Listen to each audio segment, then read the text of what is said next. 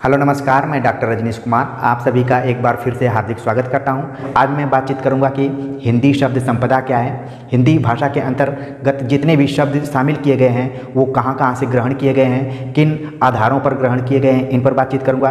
क्योंकि प्रत्येक भाषा का जो शब्द भंडार होता है वो उसकी मजबूती, उसके विस्तार को इंडिकेट करता है। जिस भाषा की शब्द संपदा जितनी ही धनी होगी, जिसमें शब्द भंडारों की संख्या ज़्यादा होगी, शब्दों की संख्या ज़्यादा होगी, वह भाषा उतना ही विस्तृत होगी, अधिक से अधिक लोगों के द्वारा बोले जाने वाली भाषा होगी और विश्व में 5 भाषाओं के अंदर शामिल होगी।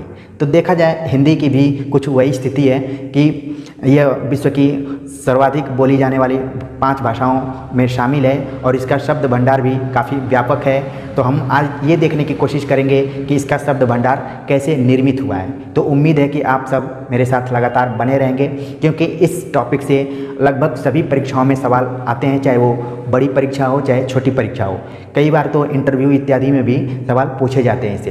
तो मुझे उम्मीद है कि आप ध्यान से इस लेक्चर को देखेंगे। मैं उन टॉपिक्स पर ज़्यादा ध्यान देने की कोशिश कर रहा हूँ जिनको समझने की ज़रूरत होती है, और जिन टॉपिक्स को आप आसानी से पढ़ लेते हैं उस पर थोड़ा मैं अभी नई वीडियो बना रहा हूँ। और जो व्याकरण के दृष्टिकोण से या फिर भाषा विज्ञान के दृष्टिकोण से या काव्य शास्त्र के दृष्टिकोण से कठिन टॉपिक्स हैं, उन पर मैं लगातार पढ़ाई कर रहा हूँ और ख़ुद रिसर्च करके, और अपने जब मैं खुद तैयारी करता था और परीक्षाओं में बैठता था तो उस अनुभव के आधार पर कैसे कैसे सवाल पूछे जाते हैं उन की पॉइंट्स को भी बताने का लगातार प्रयास कर रहा हूँ। तो हम देखते हैं कि हिंदी शब्द संपदा क्या है।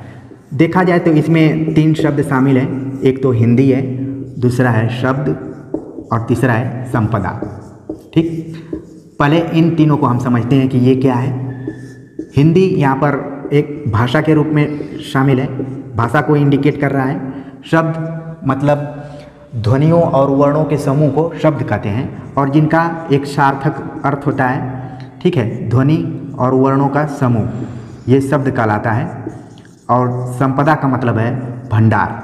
भंडार मतलब इसी को बाद में कोश कहा जाता है या फिर डिक्शनरी अंग्रेजी में इसको कहते हैं। तो ये संपदा के अंतर्गत है। कई बार इसको हम वर्ड पावर भी कहते हैं। वर्ड्स पावर मतलब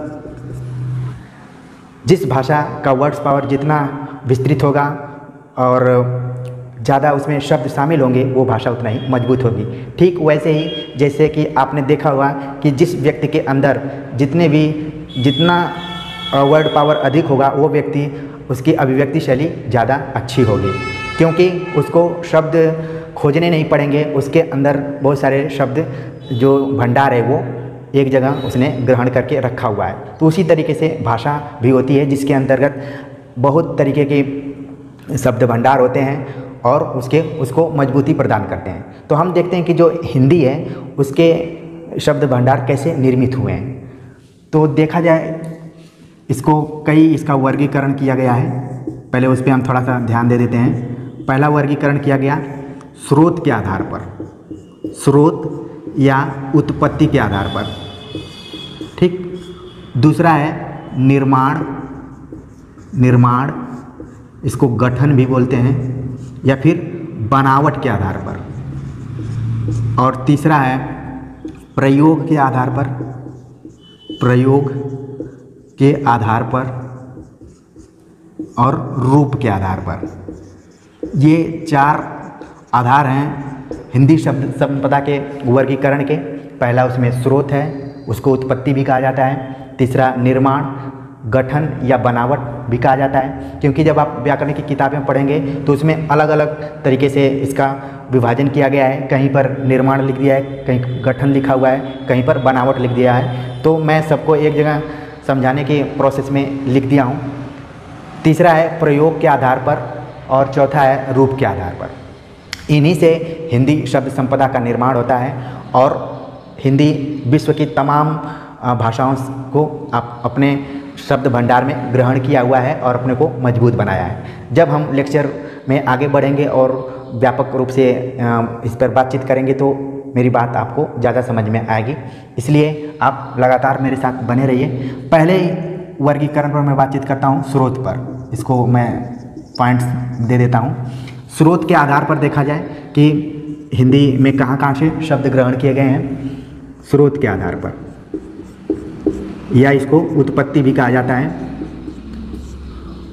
कई बार एग्जाम में पूछा जाता है कि तत्सम, तद्भव, देशज, विदेशज या संकर जो शब्द का वर्गीकरण किया गया है वो किस आधार पर है, तो वो स्रोत या उत्पत्ति के आधार पर है। अब आपको बात धीरे धीरे क्लियर हो रही होगी, क्योंकि जब आप एग्ज़ाम देने जाएंगे तो आपको तत्सम से बहुत सारा सवाल पूछा जाता है, तत्सम शब्दों से, फिर तद्भव शब्दों से, ठीक है। तो इसको हम समझने की कोशिश करेंगे। फिर देशज, देशज क्या होता है, फिर विदेशज और संकर, ये 5 वर्गीकरण किए गए हैं। उनका जो आधार है वो स्रोत या उत्पत्ति के आधार पर इनका वर्गीकरण किया गया है। इसमें महत्वपूर्ण जो है तत्सम है, तद्भव है, देशज है और विदेशज, ठीक। विदेशज, संकर से भी सवाल कभी कभी आ जाते हैं, तो इन पर भी हम थोड़ा सा फोकस कर लेंगे। अब देखा जाए तत्सम क्या है, क्योंकि जो मैं बात बता रहा हूँ, जितने लोग प्रतियोगी परीक्षाओं की तैयारी कर रहे होंगे, जिनके पास ज़्यादा अनुभव होगा, उनके लिए ये टॉपिक्स बहुत ही आसान होगा। लेकिन जो अभी शुरुआती दौर में होंगे, जिनको तत्सम, तद्भव, देशज, विदेशज, संकर इत्यादि शब्दों में ज़्यादा फर्क नहीं दिखाई पड़ता होगा, उनको ज़रूरत होगी गाइड की, उनके लिए लेक्चर काफ़ी महत्वपूर्ण साबित होने वाला है। और मैं उम्मीद करूँगा कि ध्यान से आप इसको देखिए, समझिए, इसके बाद उस पर चिंतन कीजिए और नोट्स बनाइए, और कमेंट्स कर ज़रूर बताइए कि आज का टॉपिक कैसा लग रहा है आपको। हम तत्सम पर बातचीत करते हैं, तो इसको अगर हम थोड़ा सा तोड़ कर देखें, तत् और सम। तत् मतलब होता है उसके, और सम मतलब बराबर, उसके बराबर, या फिर इसको समान भी कह सकते हैं। समान शब्द ज़्यादा उपयुक्त रहेगा, उसके समान। अब उसके शब्द क्या है, उसके किसके लिए आया हुआ है, उसके समान मतलब संस्कृत के समान, संस्कृत के समान शब्दों को जब हिंदी में ग्रहण कर लिया जाता है, उसमें कोई परिवर्तन नहीं होता है, जस का तस उन शब्दों को ले लिया जाता है, तो उसे तत्सम कहा जाता है। मतलब कि जब संस्कृत के शब्दों को सीधे हिंदी में ग्रहण कर लिया जाता है या हिंदी में प्रयोग किया जाने लगता है, तो वो तत्सम कहलाता है।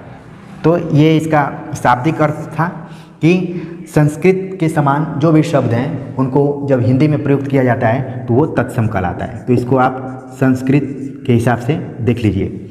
अगर उदाहरण के रूप में देखें तो पहला उदाहरण है उज्ज्वल। उज्ज्वल, अच्छा, एक चीज़ देखने में ये आता है कि तत्सम शब्दों का प्रयोग व्यवहारिक स्तर पर बहुत कम होता है।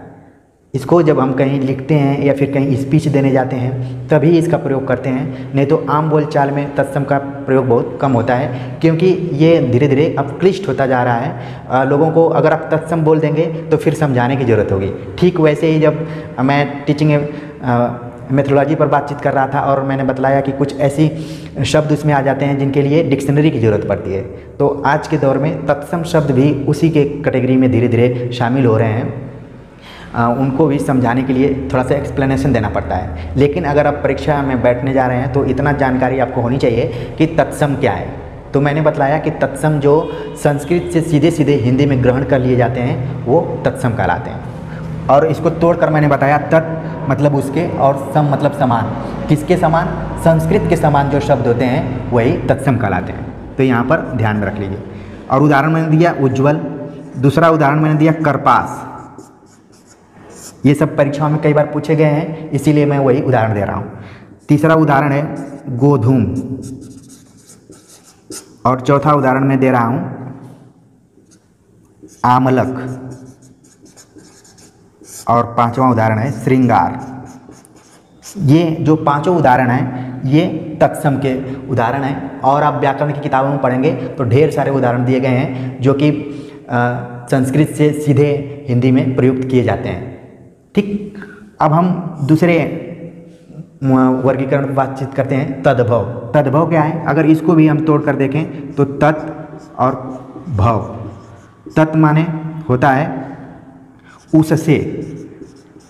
ध्यान दीजिए, यहाँ पर तत् के लिए उसके प्रयोग किया गया है और यहाँ पर तत् के लिए उससे प्रयोग किया गया है। उससे भव मतलब निर्मित होना, अब यहाँ पर जो उससे शब्द आया है वो भी संस्कृत से आया हुआ है, संस्कृत के लिए आया हुआ है कि ऐसा शब्द जो संस्कृत से तो निर्मित हुआ है लेकिन थोड़ा सा उसमें परिवर्तन हो गया है, वो हूबहू संस्कृत से नहीं ग्रहण किया गया है, संस्कृत से लिया गया है लेकिन परिवर्तन के साथ। ठीक है, संस्कृत, इसको समझने के लिए संस्कृत से ग्रहित है लेकिन परिवर्तन के साथ। अभी मैं उदाहरण दूंगा तो आपको चीज़ें समझ में आ जाएंगी। जैसे मैंने उज्ज्वल लिखा हुआ है, अब इसी का तद्भव जो होगा वो क्या होगा, उजाला। ठीक, उजाला शब्द हो गया। करपास मैंने लिखा था तो इसका जो तद्भव हो गया वो हो गया कपास। गोधूम का जो तद्भव हो गया वो हो गया गेहूं। आमलक का जो तद्भव हो गया वो हो गया आंवला। और श्रृंगार का तद्भव हो गया सिंगार। तो आप देख रहे हैं कि लोक व्यवहार में या आम बोलचाल की भाषा में तत्सम की अपेक्षा तद्भव शब्द ज़्यादा प्रयुक्त होते हैं। तो इन दोनों में पहले अंतर समझ जाइए। जो तत्सम है वो सीधे सीधे संस्कृत से ग्रहण किया जाता है और जो तद्भव है वो संस्कृत से प्रभावित होता है लेकिन थोड़ा सा परिवर्तन के साथ प्रयुक्त होता है। जैसा कि मैंने उदाहरण दिया कि उज्ज्वल को धीरे धीरे कहा जाने लगा उजाला। अगर आप करपास बोलेंगे तो लोग नहीं समझेंगे और कपास बोलेंगे तो समझ में आ जाएगा। अगर आप कहीं जा रहे हैं किराना की दुकान पर, अगर आप बोलेंगे कि मुझे गोधूम चाहिए तो वो नहीं समझ पाएगा, वो आपको अगरबत्ती ला कर थमा देगा कि ये धूम मतलब हो सकता है कि धूप बत्ती को मांग रहा हो। ठीक है, अगर आप गेहूं कहेंगे तो तुरंत ला कर दे देगा। अगर आप बोलेंगे कि हमें आमलक की ज़रूरत है तो ये अब आम बोलचाल की भाषा से धीरे धीरे दूर होता चला गया है, अब आपको आंवला कहना पड़ेगा। तो मेरी बात समझ में आ गई होगी कि तत्सम क्या है और तद्भव क्या है। अब दूसरा हम यहाँ पर देखते हैं कि देशज लिखा हुआ है, देश प्लस ज, मतलब ऐसा शब्द जो कि देश में ही उत्पन्न हुआ हो, उसका जन्म, ज मतलब जन्म, ठीक, जिसका जन्म खुद इसी देश में हुआ हो तो उसे देशज कहा जाता है। अब उदाहरण के दृष्टिकोण से देखें, अगर भारत में देखें तो भारत तो अनेक राज्यों का संघ है और हर राज्य को अपने एक क्षेत्रीय भाषा, उसमें क्षेत्रीय भाषाओं का विकास होता है, वो देशज के अंतर्गत ही आता है। जैसे आपने मैला आंचल पढ़ा होगा तो उसमें जो शब्दावली प्रयोग की गई है, आंचलिक शब्दावलियाँ उसमें प्रयुक्त की गई हैं और उसे देशज के रूप में देखा जा सकता है। देशज का एक अर्थ ये होता है कि ये जो भाषा या शब्द होते हैं ये लोक व्यवहार और वहाँ की संस्कृति से भी प्रभावित होते हैं, लोक व्यवहार और संस्कृति से प्रभावित होते हैं। अगर उदाहरण के लिए मैं देखूं तो जैसे मैंने बोला इडली, तो तुरंत आपके दिमाग में आएगा कि इडली जो शब्द होता है ये साउथ इंडिया में ज़्यादातर प्रयुक्त होता है। मैं बोलूँगा सांभर, क्यों? क्योंकि ये इसी देश में उत्पन्न हुए हैं, ये एक क्षेत्र आंचलिक विशेष एरिया को बतलाते हैं, तो ये देशज कहलाते हैं। इडली, सांभर, डोसा, ठीक, इसी तरीके से बाटी चोखा, ठीक, इसी तरीके से शब्द है लिट्टी। तो ये एक खास एरिया को बतलाते हैं और ये देशज शब्द के अंतर्गत आते हैं। इसके अलावा जैसे मैं बोलूँ गरवा या फिर भांगड़ा, तो ये एक संस्कृति को यहाँ पर दर्शा रहे हैं। इसी तरीके से मैं बोलूँ विरहा, ठीक है, तो ये क्या है, देशज शब्द हैं, इसको एक खास एरिया के लोग ही समझते हैं और बोलते हैं। तो ये चीज़ आपको समझ में आ गई होगी। अब हम बात करेंगे विदेशज पर। विदेशज थोड़ा सा लंबा है इसलिए इसको अलग से बताना पड़ेगा, इसलिए मैं अब मिटा रहा हूँ और उम्मीद है कि आप इसे नोट कर लिए होंगे। नोट नहीं कर किए होंगे तो एक बार से फिर से इसको मैं लिख दे रहा हूँ। संस्कृति के आधार पर इडली, सांभर, डोसा, लिट्टी, बाटी, ठीक है, भांगड़ा और विरहा, इन शब्दों के माध्यम से मैंने देशज शब्द को बतलाने की कोशिश की थी। और अब अगर आप इसको स्क्रीनशॉट लेना चाहते हैं तो ले सकते हैं, ठीक है। तो मैंने बतलाया आज तत्सम क्या है, उसका उदाहरण भी बतलाया, तद्भव क्या है उसको समझाते हुए उसके उदाहरण के माध्यम से बतलाया, देशज क्या है ये भी मैंने समझा दिया, उम्मीद है कि आपको समझ में आ गया होगा। अब विदेशज शब्द के बारे में हम देखते हैं। थोड़ा सा ये लंबा चौड़ा है और इससे बहुत सारा सवाल हमेशा पूछा जाता है प्रतियोगी परीक्षाओं में, तो इसलिए इसको भी बहुत ही कंसंट्रेट होकर ध्यान से देखने की ज़रूरत है। विदेशज ठीक ऐसे लग रहा है कि जैसे देशज का मतलब है कि ऐसा शब्द जो कि देश में उत्पन्न हुआ हो, और विदेशज मतलब ऐसा शब्द जो विदेश में उसका जन्म हुआ हो लेकिन भारत में बोला जा रहा हो। तो कैसे बोला जा रहा है इसको भी हम समझेंगे। विदेशज को मैं दो रूपों में समझाने की कोशिश कर रहा हूँ, और अगर इसको आप समझ गए तो आप किसी भी परीक्षा में बैठेंगे आपको कोई दिक्कत नहीं होगी। विदेशज को मैं दो भागों में बांट रहा हूँ। पहला भाग है जिसको मैं लिख रहा हूँ, जितने भी भारत में उपनिवेश करने के लिए या फिर व्यापार करने के दृष्टिकोण से देश आए थे और धीरे धीरे यहाँ पर अपने पहले कंपनीज को स्थापित किया, फिर धीरे धीरे शासन करना शुरू कर दिए, उनको मैं एक तरफ रखा हूँ। और दूसरी तरफ अन्य जो भारत पर आक्रमण किए थे देश और वहाँ के शासक यहाँ पर कई सालों तक शासन किए, तो वो केवल शासन और व्यापार ही नहीं किए बल्कि अपनी जो वहाँ की भाषा है, संस्कृति है, उसको भी भारत में उसका प्रचार प्रसार किया, उसका प्रभाव अभी तक है। तो हम इस विदेशज शब्द के माध्यम से उसको देखने की कोशिश करेंगे। तो पहला मैंने लिखा हुआ है PDEF। पी का मतलब है पुर्तगीज। कई बार एग्जाम में सवाल आता है कि व्यापार के दृष्टिकोण से भारत में कौन कौन आए थे और उनका क्रम बताइए। तो इस क्रम को भी आप याद कर सकते हैं कि पहले पुर्तगाली आए, फिर डच आए, फिर अंग्रेज आए, फिर फ्रेंच आए। ठीक है, तो उसके हिसाब से कई शब्द जो कि पुर्तगाली से लिए गए हैं, वो कौन कौन से शब्द हैं परीक्षाओं में बहुत बार पूछा जाता है। पहला है आलमारी। हम धड़ल्ले से प्रयोग करते हैं कि अलमारी में किताब रखी गई है फिर अलमारी में कपड़े रखे गए हैं, उन्हें उठा कर लाइए। तो ये शब्द कहाँ से है? पुर्तगाली से है। इसी तरह से आलपीन। आलपीन शब्द जो है वो पुर्तगाली है। फिर बाल्टी, गमला, अन्नास, ये जितने भी शब्द हैं ये सब पुर्तगाली शब्द हैं। तो आप इसको ध्यान में रखिए कि अगर अलमारी आ गया, आलपीन आ गया, बाल्टी आ गया, बाल्टी का बहुत प्रयोग होता है, गमला आ गया, अन्नास आ गया, तो तुरंत आप बताएंगे कि ये पुर्तगाली शब्द है। तो पी से हो गया पुर्तगाली, डी से हो गया डच। डच भी आए थे तो इनका ज़्यादातर प्रभाव नहीं पड़ा है। बस बम जो शब्द है, बम, ये डच भाषा से लिया गया है।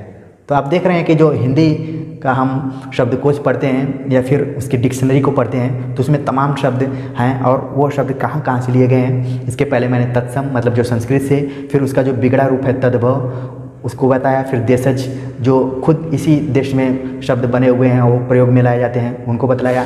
अब विदेशज को मैंने दो भागों में बांटकर उसका मैं अध्ययन कर रहा हूँ, आप सबको समझाने का प्रयास कर रहा हूँ। उसमें मैंने एक फार्मूला बनाया PDEF, क्योंकि आप PDF हमेशा आपके दिमाग में आता है, बस आपको ई जोड़ लेना है तो तुरंत आपको दो प्रश्नों का उत्तर तैयार होगा कि व्यापार के दृष्टिकोण से भारत में कब कब कौन कंपनीज आई और उसका क्रम क्या है। ठीक है, और हिंदी शब्द संपदा के दृष्टि से तो आप तैयारी कर ही रहे हैं। तो मैंने पुर्तगाली के बारे में बता दिया, फिर डच के बारे में बता रहा हूँ। तीसरा है इंग्लिश मतलब अंग्रेजी। अंग्रेजी तो वर्तमान दौर में ऐसी भाषा हो गई है कि हिंदी और अंग्रेजी इन दोनों को मिक्स करके हम चाहे अपने घर में हो, चाहे स्कूल में हो, चाहे कहीं भी हो, प्रयोग करते रहते हैं। तो अंग्रेजी अब हमारे लिए विदेशी भाषा के रूप में नहीं है बल्कि हमारे लिए एक ज़रूरी भाषा के रूप में आ गई है। तो अंग्रेजी से भी हम बहुत ही परिचित हैं। तो जितने भी प्रयोग होते हैं शब्द वो सब हिंदी अंग्रेजी कई बार तो मिक्स हो जाता है। अब जो नई जनरेशन आ रही है उसको बतलाना पड़ेगा कि ये अंग्रेजी का शब्द है। ठीक है, तो खैर परीक्षाओं के दृष्टिकोण से देखा जाए तो जैसे मैंने लिखा स्कूल, ये क्या है? अंग्रेजी है। डॉक्टर, ये भी अंग्रेजी शब्द है। इसके बाद कॉलेज, और बाकी ज़्यादा मैं उदाहरण नहीं दूंगा। वर्तमान में दो तीन शब्द ज़्यादातर प्रयुक्त हो रहे हैं, जैसे मैंने लिखा लॉकडाउन। अब ये हमारे लिए काफ़ी मोस्ट इम्पॉर्टेंट अंग्रेजी का शब्द हो गया है। इसी तरीके से लिखा मास्क, ठीक, ये भी अंग्रेजी का है। इसके बाद सैनिटाइज़र, क्योंकि व्याकरण की परीक्षा किताबों में तो आप अलग अलग ढंग के शब्दों को देखेंगे, लेकिन वर्तमान में जो ज़्यादातर प्रासंगिक शब्द हैं उनको भी जानना ज़रूरी है। जब से कोरोना आया हुआ है तो केवल वो अपना जो भी विस्तार कर रहा है, इसके अलावा नए नए शब्दों का निर्माण भी हुआ है जो कि पहले उतना ज़्यादा प्रचलित नहीं थे। इसके अलावा आप सोशल डिस्टेंसिंग बहुत कम लोग बोलते हैं कि तालाबंदी हो गई, या फिर सामाजिक दूरी रखना है, या फिर सैनिटाइजर को उसका हिंदी रूपांतरण होता है, बहुत कम होता है क्योंकि ये घुल मिल गया है। ठीक है, एक देशज में ये एक शब्द को और आप जोड़ सकते हैं। जैसे हमने लिखा स्टेशन लिखा तो ये उसका देशीकरण हो गया है टीशन। ठीक है, तो इस शब्द को भी आप देशज वाले में जोड़ सकते हैं। मैं वहाँ पर बताना भूल गया, तो अभी आप जोड़ सकते हैं। तो ये अंग्रेजी के शब्द हैं। इसके बाद चौथा हम देखते हैं कि फ्रेंच शब्द भी काफ़ी प्रभावित किया, जिसमें कि पहला शब्द है कूपन।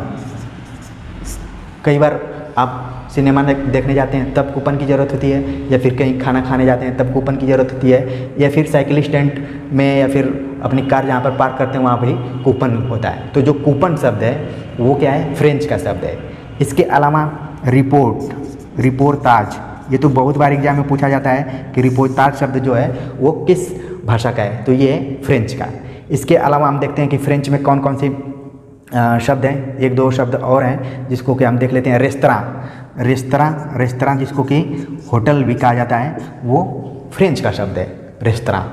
तो हमने देखा कि जो भी देश व्यापार करने के दृष्टिकोण से भारत आए थे और यहाँ पर अपना उपनिवेश बना लिया और कई वर्षों तक शासन किया, तो उनके कितने शब्दों को हमने ग्रहण किया है, क्योंकि हिंदी का जो हृदय है, बहुत ही विस्तार है, वो कई शब्दों को अपने अंदर समाहित कर लिए। ठीक है, तो इन अभी 4 मैंने देशों के शब्दों के बारे में बतलाया कि कहाँ कहाँ से आते हैं। इनसे सवाल बहुत बार पूछा जाता है, खासतौर से पुर्तगाली से बहुत सवाल आता है। और ये जो रिपोर्ट है, ये रिपोर्टाज तो हर परीक्षा में लगभग आता है, तो इसको आप नोट कर लीजिए और चाहे तो आप स्क्रीनशॉट कर लेते हैं। ठीक है, तो ये है। अब दूसरा इसका जो हम विभाजन किए हुए हैं कि जितने देश हमारे ऊपर आक्रमण करके और यहाँ पर शासन करना शुरू कर दिए, उनके शब्दावलियों को भी हिंदी में ग्रहण किया गया है, जिसका नाम है अरबी पहला, दूसरा फारसी। कई बार तो कन्फ्यूजन होने लगता है अरबी और फारसी में। ठीक है, तीसरा तुर्की। ठीक, चौथा चीनी, पांचवा जापानी, छठा रूसी। ये सब अलग अलग देश की भाषाएं जिसको हिंदी ने ग्रहण किया है। अब अरबी को हम देखते हैं कि अरबी में कौन कौन सी भाषाएं हैं। तो मुख्य रूप से देखा जाए अदालत, कई बार आपने सुना होगा कि अदालत का दरवाज़ा खटखटाएंगे, तो ये अदालत शब्द जो है वो क्या है, अरबी है। इसके बाद अल्लाह जिसको कि भगवान कहा जाता है। इसके बाद है आदमी औरत, ये क्या है, ये सब अरबी भाषा के शब्द हैं। इसके अलावा किताब,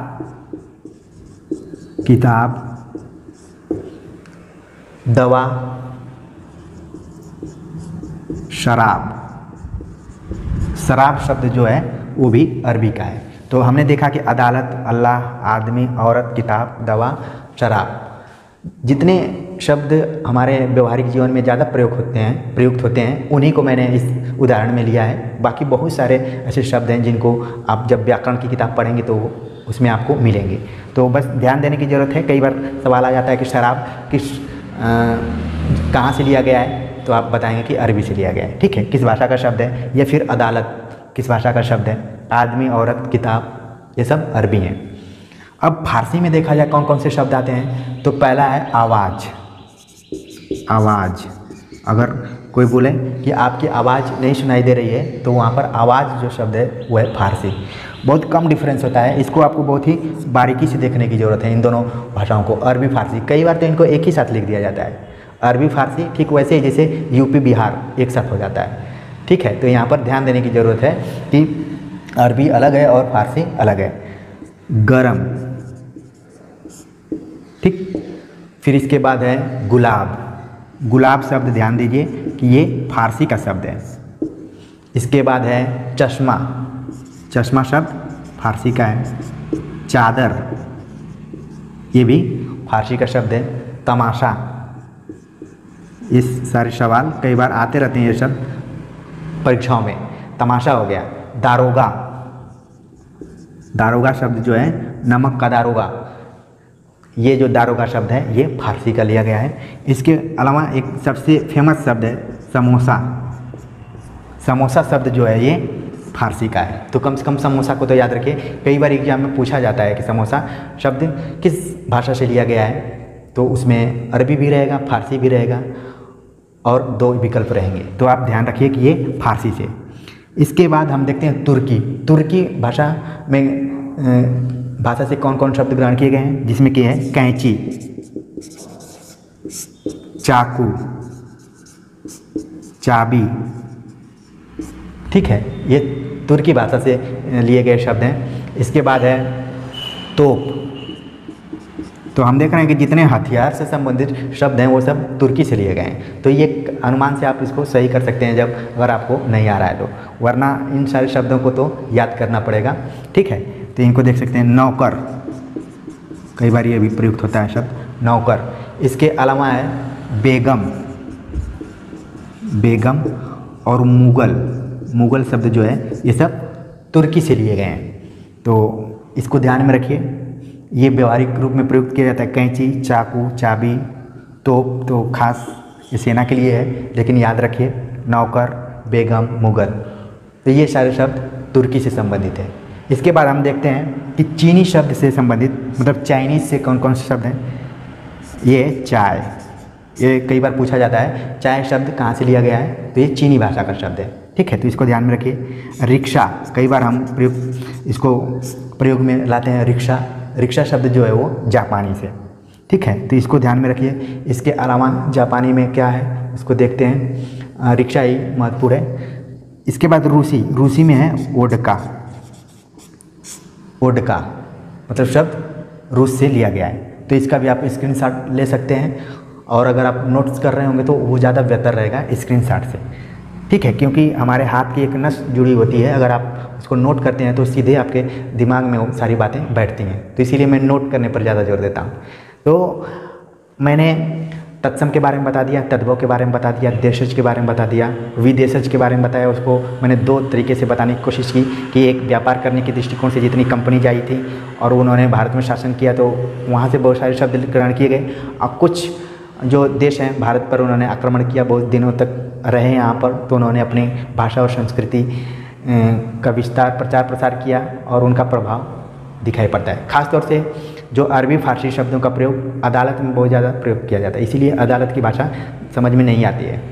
जब 1836 या 37 में एक इश्तहार निकाला गया कि अदालत की भाषा उर्दू रहेगी और उसकी जो शब्दावलियाँ रहेंगी वो अरबी फारसी युक्त रहेंगी, तो एक आंदोलन चलना शुरू कर दिया था, जिसके कारण हिंदी उर्दू विवाद हो गया और धीरे धीरे इसके 2 ग्रुप बट गए। एक उर्दू के पक्ष में था और दूसरा हिंदी। और हिंदी में भी क्या वो आम बोलचाल की भाषा रहेगी या फिर संस्कृतनिष्ठ भाषा रहेगी, इसको लेकर डिबेट होना शुरू कर दिया। लेकिन अंत में सन 1904 ईस्वी में ये घोषणा की गई कि अदालत की जो भाषा है वो अब देवनागरी लिपि में और भारत हिंदी रहेगी। ठीक है, लेकिन अभी भी जितने भी शब्द उसमें प्रयुक्त किए जाते हैं वो सब अरबी फारसी युक्त रहते हैं, इसलिए अदालत की भाषा ज़्यादा समझ में नहीं आती है।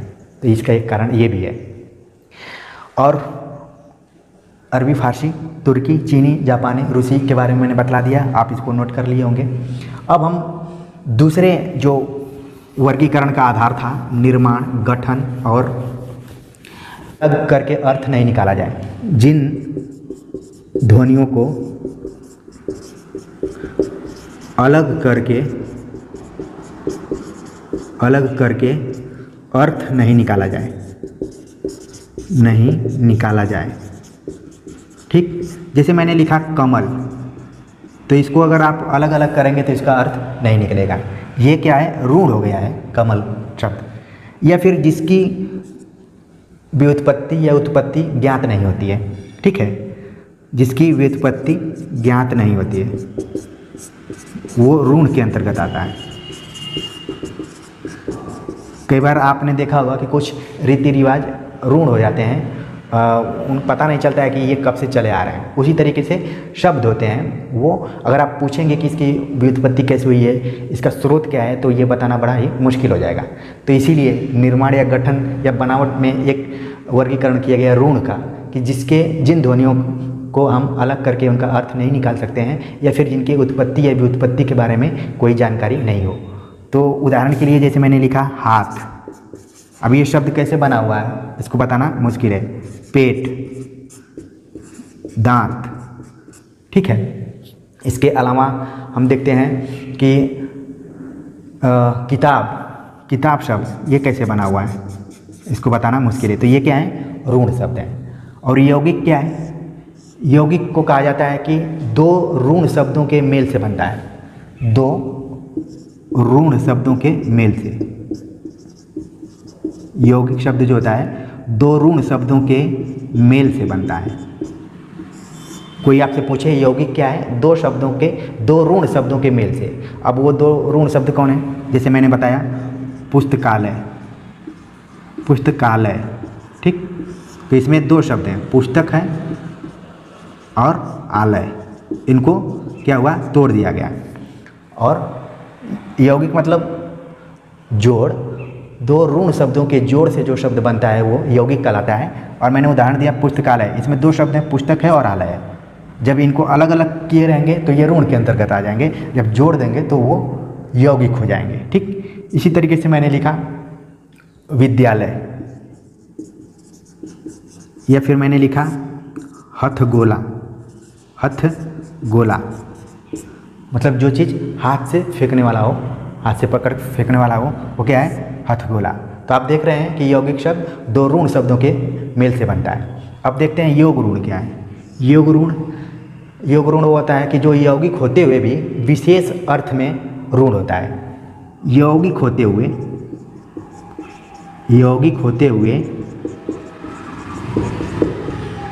विशेष अर्थ में ऋण होता है, उसे कहा जाता है योग ऋण। शब्द में ही छिपा हुआ है कि ऐसा शब्द योग ऋण उसे कहा जाता है जो शब्द यौगिक तो है लेकिन उसका एक विशेष अर्थ है। जैसे मैंने लिखा पंकज, ठीक, पंकज, इसमें दो शब्द छिपे हुए हैं, इसको मैं तोड़ रहा हूँ, पंक प्लस ज। पंक मतलब होता है कीचड़ और ज मतलब जन्म, जिसका जन्म कीचड़ में हुआ हो। लेकिन पंकज का एक विशेष अर्थ है जिसका अर्थ है कमल, ठीक। इसी तरीके से जलज मतलब जो जल में पैदा हुआ हो, लेकिन इसका भी एक विशेष अर्थ है जिसका नाम है, इसको भी कमल कहा जाता है, ठीक है। तो यह यौगिक तो है लेकिन एक विशेष अर्थ यहाँ पर ध्वनित हो रहा है, तो इसीलिए ये योग ऋण है। तो इस तरीके से परीक्षाओं में सवाल आते हैं। एक उदाहरण और देखते हैं, जैसे मैंने लिखा नीलकंठ, तो जिसका कंठ नीला हो उसे क्या कहा जाएगा, नीलकंठ। लेकिन इसका एक जो खास अर्थ होता है वो शंकर के लिए प्रयोग किया जाता है, शंकर भगवान के लिए उनको नीलकंठ कहा जाता है। या फिर कई बार आप देखेंगे मोर का भी जो गला होता है वो नीला होता है, ठीक, तो उसके लिए भी ये प्रयुक्त होता है। तो हमने देखा कि गठन या निर्माण या बनावट के आधार पर तीन तरह के शब्दों का प्रयोग किया जाता है, ऋण, यौगिक, योग ऋण। ऋण के बारे में मैंने बताया कि जिन शब्दों के ध्वनियों को अलग नहीं किया जा सकता या फिर उनकी उत्पत्ति या व्युत्पत्ति के बारे में पता नहीं रहता है, जबकि यौगिक के बारे में मैंने बताया कि जब दो ऋण शब्द आपस में मिलते हैं तो वो यौगिक कहलाता है, उदाहरण भी दिया। और योग ऋण में मैंने बतलाया कि ऐसे शब्द जो यौगिक तो हैं लेकिन ऋण होकर एक विशेष अर्थ देते हैं, ठीक। तो पंकज का मैंने उदाहरण दिया, नीलकंठ का उदाहरण दिया, जलज का उदाहरण दिया जाए। ऐसे ही हजारों शब्द हैं जो कि ऋण हैं, यौगिक हैं, योग ऋण हैं। तो जब भी एग्जाम में आए तो आप इनके लक्षण के हिसाब से उत्तर सही कर सकते हैं, ठीक। अब हम देखते हैं अगला जो था प्रयोग के आधार पर। प्रयोग के आधार पर क्या है उसको देख लेते हैं। उम्मीद है कि इसको आप लोग नोट कर लिए होंगे और शॉर्ट स्क्रीन भी खींच लिए होंगे, क्योंकि जब से कमेंट्स आया है कि स्क्रीनशॉट के लिए थोड़ा सा बगल में हट जाइए, क्योंकि मुझे आदत रही है तुरंत लिख कर समझा कर और मिटाकर अगले पॉइंट्स की तरफ बढ़ने का। ठीक है, तो आप लोग भी थोड़ा सा अलर्ट रहिए, और जब मुझे याद रहेगा तो मैं खुद हट जाऊँगा। बाकी मेरी कोशिश रहती है कि आप स्क्रीनशॉट्स ले लें। तीसरा है प्रयोग के आधार पर। प्रयोग के आधार पर कितने तरीके के शब्द होते हैं, उनका कैसे निर्माण होता है। फिर हम देखते हैं कि प्रयोग के आधार पर जो शब्द हैं वो 3 तरीके के हैं। पहला है सामान्य,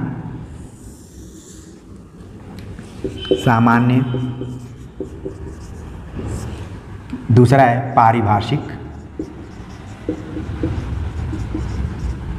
और तीसरा है अर्ध पारिभाषिक।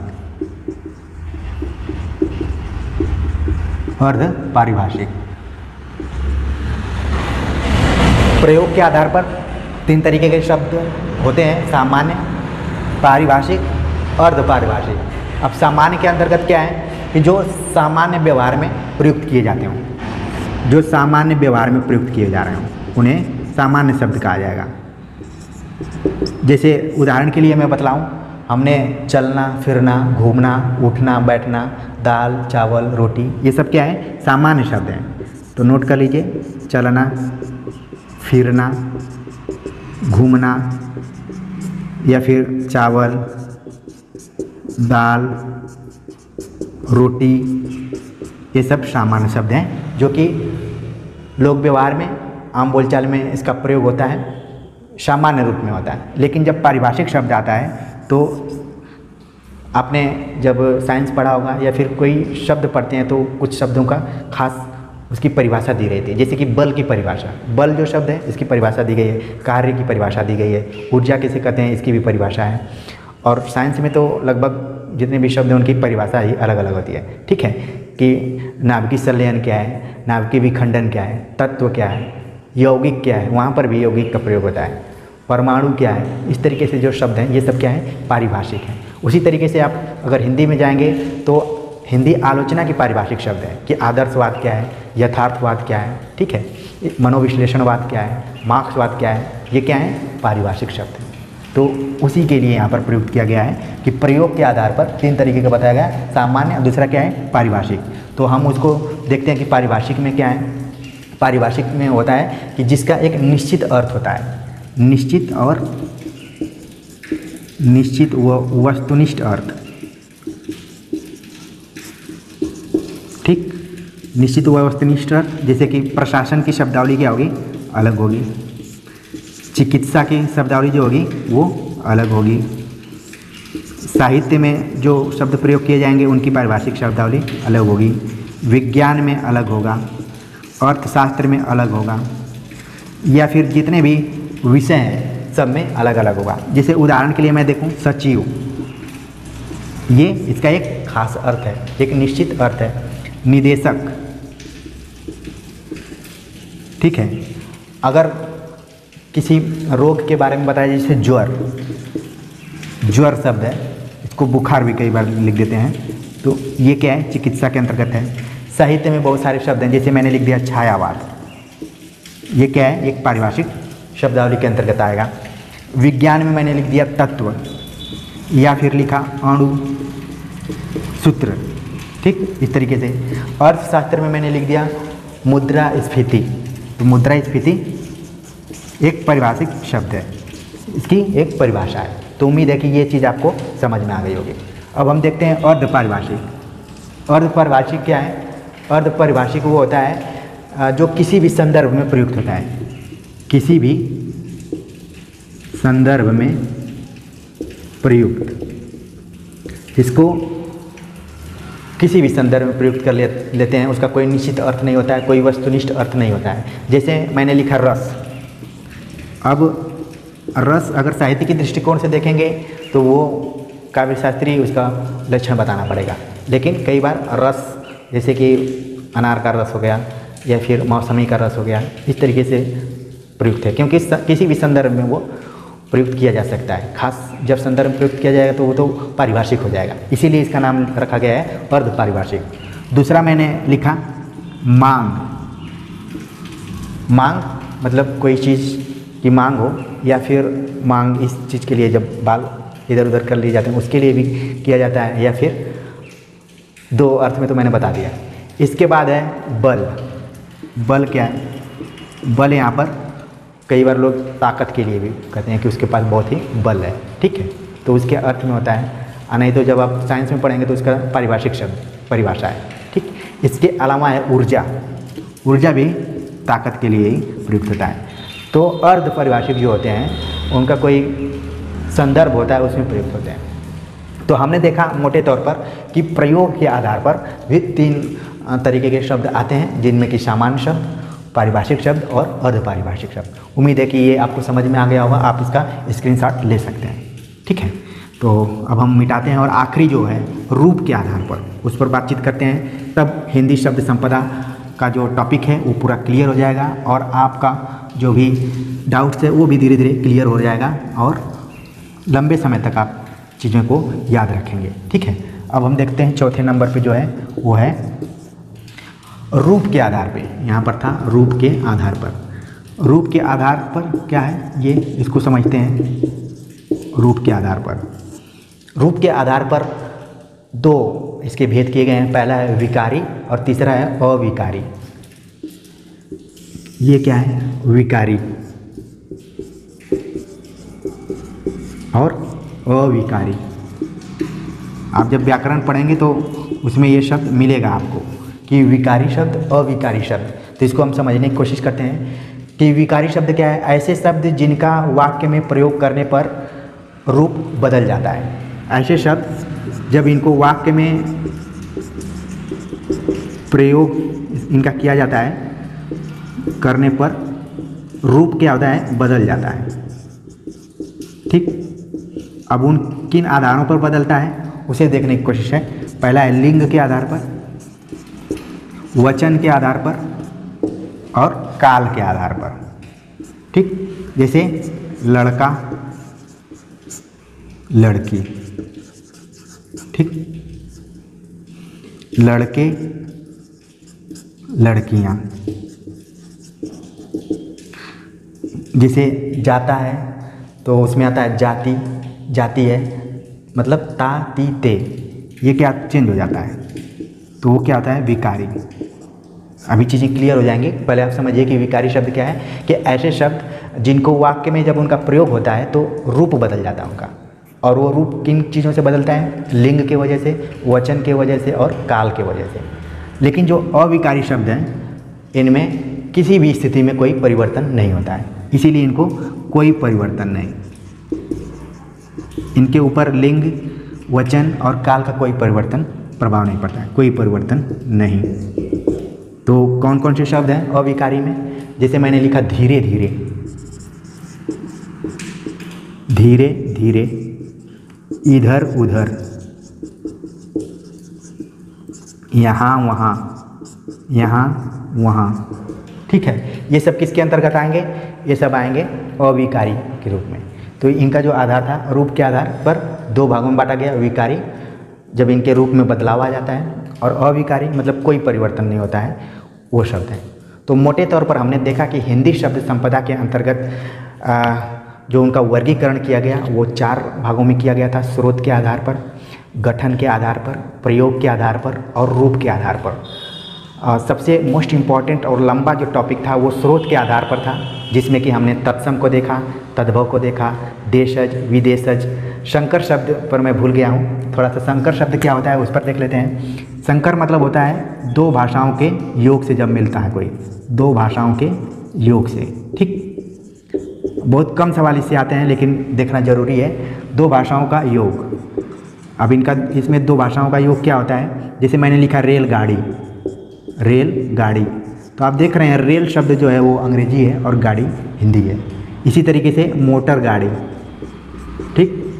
तो जहाँ पर 2 भाषाओं के मेल से कोई शब्द बनता है तो वो संकर कहलाता है। तो वो भी टॉपिक क्लियर हो गया। फिर हमने देखा विदेशज में कई उसके भेद किए गए थे, जिसमें कि पुर्तगाली भाषा, फिर डच, फिर इंग्लिश, फिर फ्रेंच। इसके बाद हमने देखा अरबी, फारसी, तुर्की, जापानीज, चाइनीज, ठीक है, रसियन। इन भाषाओं से भी कई शब्द हिंदी में ग्रहण किए गए हैं जो कि इसके शब्द संपदा को धनी बनाते हैं। इसके बाद हमने देखा निर्माण या गठन के आधार पर जो शब्द बनाए गए हैं वो भी 3 तरीके के थे, रूढ़, यौगिक और योग रूढ़। रूढ़ को मैंने बतलाया कि जिन ध्वनियों का उनको खंड करके उनका अर्थ नहीं निकाला जा सकता है वो एक रूढ़ कहलाते हैं, जिनकी उत्पत्ति के बारे में नहीं पता चलता है। फिर उदाहरण देकर मैंने बताया। और यौगिक मतलब जब 2 रूढ़ शब्दों के मेल से कोई शब्द बनता है तो यौगिक कहलाता है। फिर उदाहरण मैंने बतलाया। इसके बाद योग रूढ़, जो यौगिक तो है लेकिन एक विशेष अर्थ देता है, वो योग रूढ़ कहलाता है। इसके बाद हमने प्रयोग के आधार पर बतलाया कि प्रयोग के आधार पर 3 तरीके के शब्दों का निर्माण होता है। पहला है सामान्य शब्द, जिसका मतलब चलते फिरते शब्दों में उसका अर्थ होता है, कोई खास कोई निश्चित और वस्तुनिष्ठ अर्थ नहीं होता है। फिर दूसरा मैंने बताया पारिभाषिक शब्दावली। पारिभाषिक शब्द जो कि जितने भी विषय हैं उनमें जितने भी शब्द प्रयुक्त किए जाते हैं वो एक तरीके से पारिभाषिक शब्दावली के अंतर्गत ही आते हैं। फिर उसमें था अर्ध पारिभाषिक शब्द, जिसके अंतर्गत उनका कोई विशेष संदर्भ नहीं होता है, उसको अपने अनुसार हम प्रयोग कर सकते हैं। उसमें मैंने रस, मांग, इस तरीके का जो उदाहरण था बतलाया। इसके बाद हमने आखिरी में देखा रूप के आधार पर भी 2 तरीके के शब्दों का निर्माण हमने देखा। पहला था विकारी, मतलब जब ऐसे शब्द जब उनको वाक्य में प्रयोग किया जाए तो उनका रूप बदल जाता है। और किस कारण बदलता है? लिंग, वचन और काल के आधार पर। तो उसका मैंने उदाहरण बताया आपको और समझाने का प्रयास किया।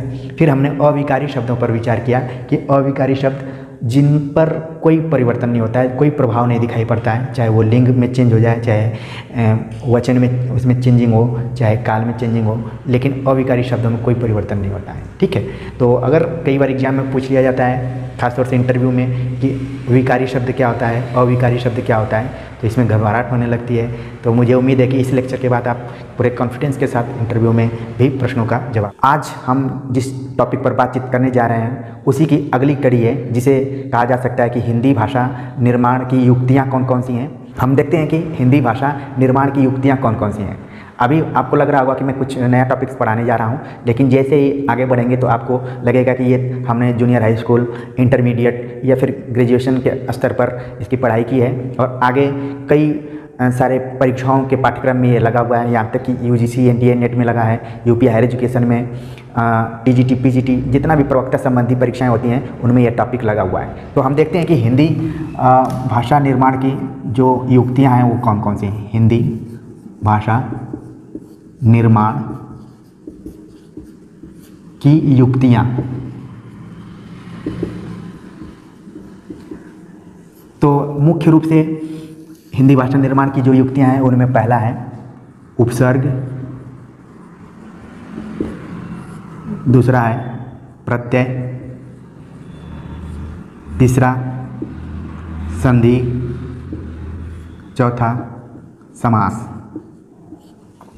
उपसर्ग, प्रत्यय, संधि, समास, ये हिंदी भाषा निर्माण की युक्तियों के अंतर्गत ये सारे पॉइंट्स आते हैं। इनमें से हमने संधि और समास पर पहले ही बातचीत कर लिया है और उम्मीद है कि आप लोग उसे देखे होंगे। जिन लोगों ने नहीं देखा है तो वो प्लेलिस्ट में जाकर संधि और समास संबंधी जितने भी लेक्चर्स हैं उसको देख सकते हैं। आज हम बातचीत करेंगे उपसर्ग और प्रत्यय पर। उपसर्ग और प्रत्यय क्या है, ये लगभग सभी परीक्षाओं में इनसे सवाल पूछे जाते हैं और आप लोग इससे परिचित भी होंगे, लेकिन आज हम इसे समझने की कोशिश करेंगे कि आखिरकार उपसर्ग क्या है और प्रत्यय क्या है, और जब परीक्षा में जाएं तो किन चीज़ों का ध्यान रखें ताकि उपसर्ग और प्रत्यय पहचानने में कोई दिक्कत न हो। तो उसी क्रम में हम देखते हैं कि पहले इनका शाब्दिक अर्थ समझने की कोशिश करेंगे कि उपसर्ग क्या है और प्रत्यय क्या है। फिर हिंदी में उपसर्ग कहाँ कहाँ से लिया गया है और प्रत्यय कहाँ कहाँ से लिया गया है। तो थोड़ा सा हम इस पर विस्तार से इस तरीके से इसको डिवाइड करके हम देखते हैं कि उपसर्ग और प्रत्यय ये दोनों व्याकरण के बहुत ही महत्वपूर्ण हिस्से हैं और इनसे ज़्यादातर सवाल आता है परीक्षाओं में। कई बार ये बहुत ही ईजिली पकड़ में आ जाते हैं और कई बार ये माथापच्ची करा देते हैं और एक छोटा सा सवाल परीक्षार्थियों के सामने पहाड़ बनकर खड़ा रहता है। ठीक है, तो हम देखते हैं कि उपसर्ग क्या है। इसको अंग्रेजी में आपने पढ़ा होगा प्रीफिक्स।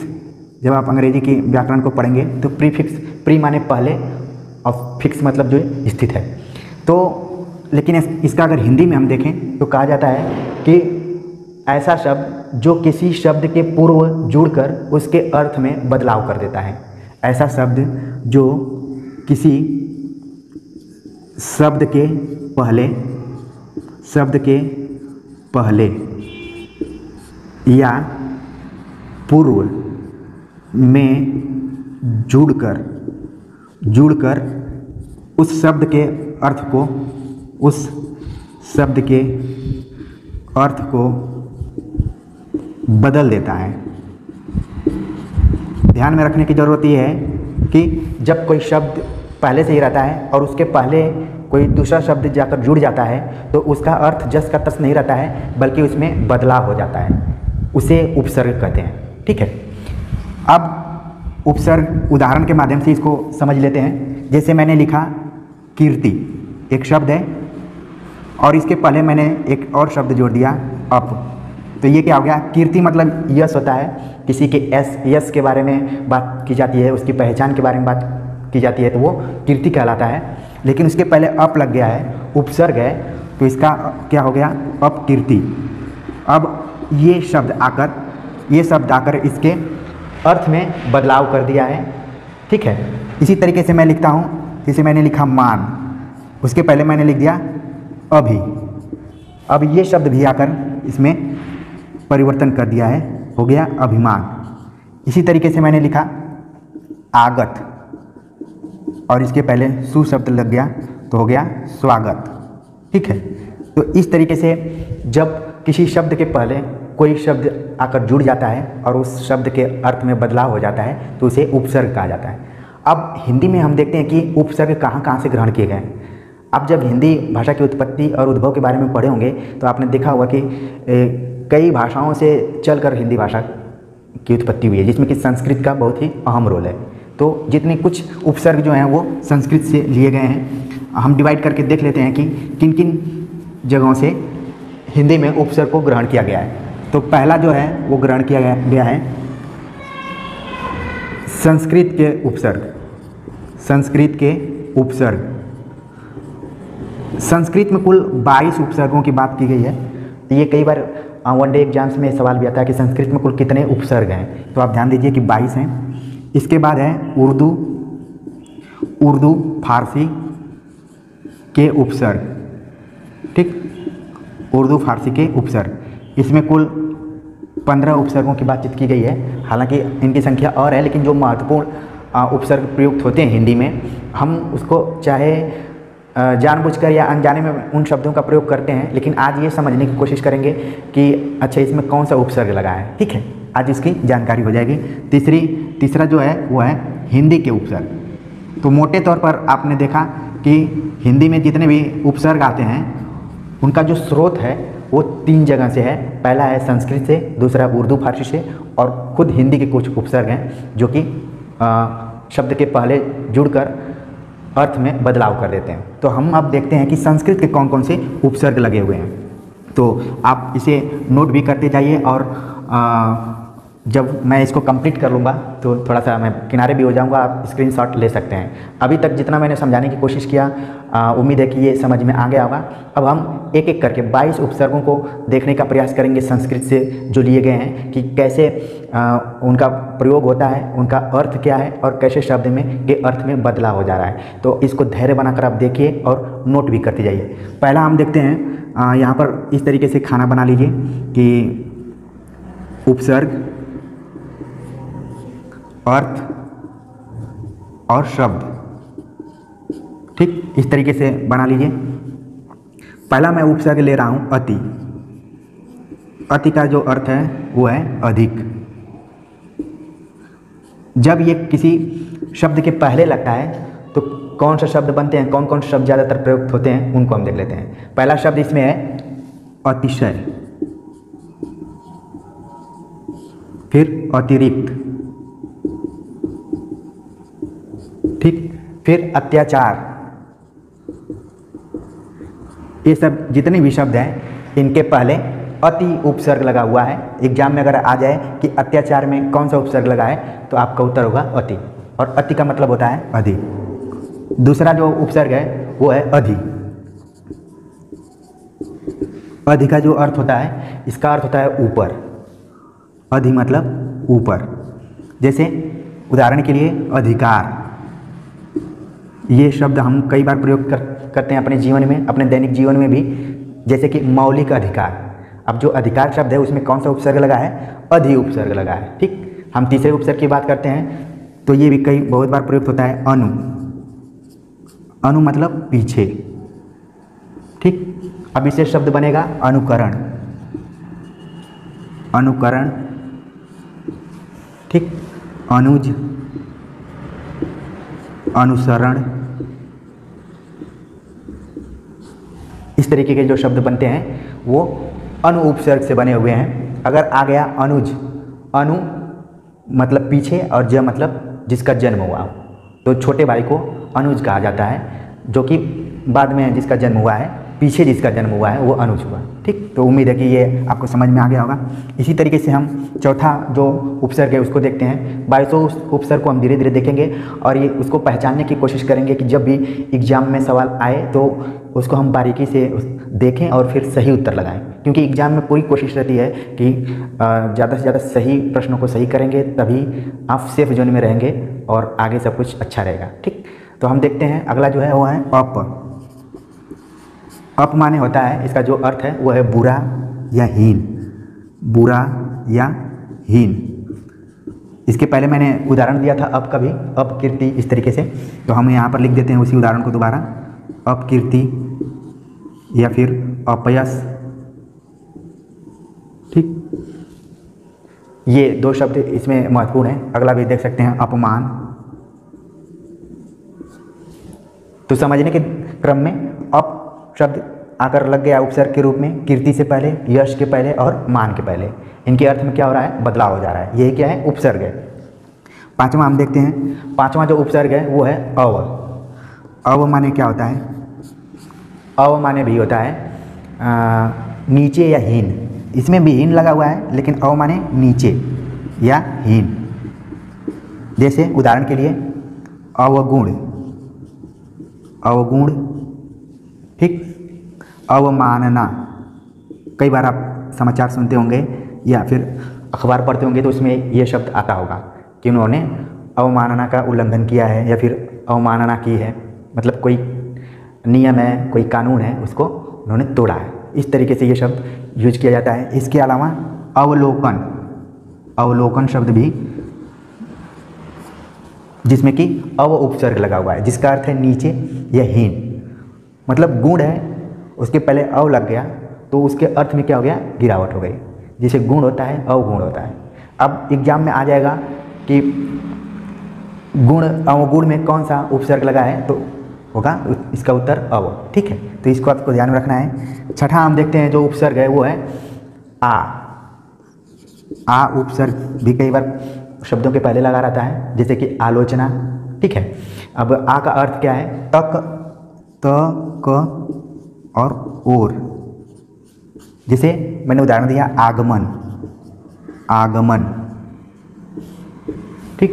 जैसे कई बार लिखा रहता है कि मुख्यमंत्री का इस जिले में आगमन हो रहा है, या फिर फला कोई महत्वपूर्ण व्यक्तित्व है उसका आगमन हो रहा है, या कोई साधु संत है उसका आगमन हो रहा है। आ शब्द लगा हुआ है। फिर इसके बाद आलोचना। आलोचना शब्द के पहले भी जो उपसर्ग लगा है वो क्या है, आ लगा है। तो आप जब भी कोई किताब पढ़िए या फिर अखबार पढ़िए तो इस तरीके के शब्द मिलें तो तुरंत थोड़ा सा ध्यान दीजिए कि इसमें कौन सा उपसर्ग है, कौन सा प्रत्यय है, क्योंकि जितने भी महत्वपूर्ण शब्द हैं वो लगातार हमारे दैनिक जीवन में आसपास घूमते रहते हैं, लेकिन हम बस उनको याद करने की कोशिश करते हैं कि परीक्षा में उपसर्ग को याद रटने की ज़रूरत नहीं है। बस जहाँ भी कोई शब्द देखिए, आप कहीं भी जाइए, चाहे वो आप मार्केट में जाइए, चाहे कॉलेज में जाइए, या फिर कहीं भी जाइए, जो भी शब्द लिखा गया है उस पर थोड़ा सा आप नज़र डालिए, फिर आपका व्याकरण तो चलता फिरता तैयार होता रहेगा, कोई ज़्यादा दिक्कत नहीं है, ठीक। हम सातवां देखते हैं कि कौन सा है। सातवां जो उपसर्ग है उत। उत मतलब होता है ऊंचा, ऊंचा या ऊपर, ऊपर या ऊंचा। इसी से शब्द बना हुआ है उन्नति, उन्नति। अच्छा, ध्यान देने वाली बात यह है कि जब आप उपसर्ग पढ़ेंगे तो कुछ आपका संधि का पोर्शन भी तैयार होगा, ठीक है। जब आप संधि पढ़ रहे होंगे तो एक बार मैंने बताया था उसमें कि उत प्लस नति, उन्नति हो गया। इसी तरीके से उत्कर्ष, उत्कर्ष, ठीक। उत्तम, उत्तम शब्द, इसमें क्या लगा है, उत उपसर्ग लगा है। तो उत है, कई जगह उद भी रहता है, तो उद उपसर्ग कहाँ लगता है उस पर हम आगे बात करेंगे। तो उम्मीद है कि अभी जो 7 उपसर्गों के बारे में हमने बात किया है, इसे आपने नोट कर लिया होगा और चाहे तो इसका शॉर्ट स्क्रीन भी आप खींच सकते हैं। ठीक, अब हम देखेंगे जो 8वां उपसर्ग है वो कौन सा है, उसका क्या महत्व है। तो अब तक जितना मैंने बताया वो आपको समझ में आ गया होगा। 8वां देखते हैं क्या है। 8वां उपसर्ग जो है वो है उप। उपसर्ग है, इसका जो अर्थ है वो अर्थ है इसका निकट या पास, निकट या सदृश, इसको भी कई बार बोलते हैं। निकट का अर्थ खुद पास होता है। तो अब हम देखते हैं कि कौन कौन सा उदाहरण है। जैसे मैंने लिखा उपमान, जब अलंकार हम आपको पढ़ा रहे थे तो उपमान और उपमेय ये शब्द बार बार आ रहा था। तो ये क्या लगा हुआ है, मान के पहले उपसर्ग लगा है। इसके अलावा है क्या, उप कप्तान, एक कप्तान होता है, दूसरा उप कप्तान। ठीक, तीसरा हो गया उपनाम। उपनाम, तो ये कौन सा उपसर्ग है, उपसर्ग है। कई बार बहुत ही इजीली आप उपसर्ग को पकड़ लेते हैं। जहाँ पर थोड़ा सा दिक्कत है वहाँ पर मैं इंडिकेट कर दूंगा कि उन उपसर्गों को पकड़ने में थोड़ी दिक्कत होती है। जैसे उत जो उपसर्ग है उसमें ध्यान देने की ज़रूरत है कि कहाँ वो लगता है, क्योंकि उत और उद इन दोनों उपसर्गों में कन्फ्यूजन होने लगता है परीक्षा में। वैसे आप परीक्षा के पहले पूरा याद करके रखे रहेंगे, पूरा आपको लगेगा कि हम संभाल लेंगे, लेकिन जैसे ही आपको प्रश्न मिलेगा और ऑब्जेक्टिव सवाल आपको मिलेंगे तो आपका कन्फ्यूजन शुरू हो जाएगा। तो उसी कन्फ्यूजन को दूर करना है। अब हम देखते हैं 9वां क्या है। 9वां जो उपसर्ग है वो है दूर। दूर उपसर्ग, दूर माने क्या होता है, बुरा या कठिन, बुरा या कठिन। अब इसका उदाहरण देखते हैं। उदाहरण में है दुराचार, दुराचार, या फिर दुर्दशा, दुर्दशा शब्द। इसमें क्या उपसर्ग लगा है, दूर उपसर्ग लगा है। जैसे एक रचना है भारत दुर्दशा, या फिर किसी की भी स्थिति अच्छी नहीं रहती है, बुरी रहती है, तो लोग बोलते हैं कि उसकी बहुत दुर्दशा हो रही है। या फिर कोई खराब व्यवहार किया, जैसे दुर्व्यवहार या दुराचार, तो उसमें दूर उपसर्ग लगा हुआ है। तो ये भी काफ़ी इंपॉर्टेंट उपसर्गों में आता है, इसको ध्यान में रखिए। और जो 10वां उपसर्ग है वो है दुस। दुस उपसर्ग। अब इसमें दूर और दुस इन दोनों में कन्फ्यूजन होने लगता है परीक्षाओं में, तो उसको हमको ध्यान में रखना है। इसके माने भी होता है बुरा, इसके माने भी बुरा होता है, ठीक है। लेकिन ये कहाँ लगता है, जैसे मैंने लिखा दुष्कर्म, दुष्कर्म, ठीक है। तो इसमें दुष् शब्द लगा हुआ है। 11वां उपसर्ग हम देखते हैं कौन सा है। जैसे मैंने लिखा नी, नी माने होता है, नी का जो अर्थ है वो है नीचे या भीतर, नीचे या भीतर, ठीक। उदाहरण के रूप में हम देख लेते हैं, जैसे निकृष्ट, निकृष्ट शब्द जो है इसमें नी उपसर्ग लगा है। या फिर देखते हैं निरूपण, निरूपण, इसमें नी उपसर्ग लगा है। इसी तरीके से हम देखते हैं 12वां जो उपसर्ग है वो है निर। निर, निर मीन्स क्या होता है, निर मीन्स होता है बाहर या निषेध, बाहर या निषेध। अब इसके उदाहरण को हम देखते हैं। इसके उदाहरण में दिया है निर्भय, निराकरण और निर्मम, ठीक है। निर्भय या निर्मम या निराकरण, इनमें निर उपसर्ग लगाए। तो ध्यान दीजिए, जब आप परीक्षा में जाएंगे तो दूर, दुस, नी, निर, ये थोड़ा सा ध्यान देने वाले उपसर्ग हैं, क्योंकि कई बार इनसे और मिलते जुलते उपसर्ग हैं जो कि कन्फ्यूजन क्रिएट करने लगते हैं, तो दिक्कत होती है परीक्षाओं में। तो यहाँ पर थोड़ा सा इसको ठहर कर देखने की ज़रूरत है। तो इसको नोट कर लिए होंगे, स्क्रीनशॉट भी ले सकते हैं आप लोग। अगला हम 13वां उपसर्ग देखते हैं कि वो क्या है और उसका अर्थ क्या है। 13वां उपसर्ग में हम देख रहे हैं निस। निस, निस उपसर्ग है। इसका जो अर्थ है वो है, इसका भी अर्थ है बाहर या निषेध, बाहर या निषेध करना, ठीक। अब उदाहरण के रूप में हम देखें, जैसे हुआ निश्चय। निश्चय जो शब्द है इसमें निस उपसर्ग लगा हुआ है। या फिर निश्चल, निश्चल शब्द जो है इसमें निस उपसर्ग लगा हुआ है। या फिर निष्काम, निष्काम जो शब्द है इसमें भी निस उपसर्ग लगा है। तो कई बार क्या होता है कि हम देखते हैं कि नी लगा है, नी लगा है, तो इसके पहले मैंने जो नी उपसर्ग पढ़ाया उसको कई लोग आंसर दे देते हैं जो कि गलत है। इसका है निस।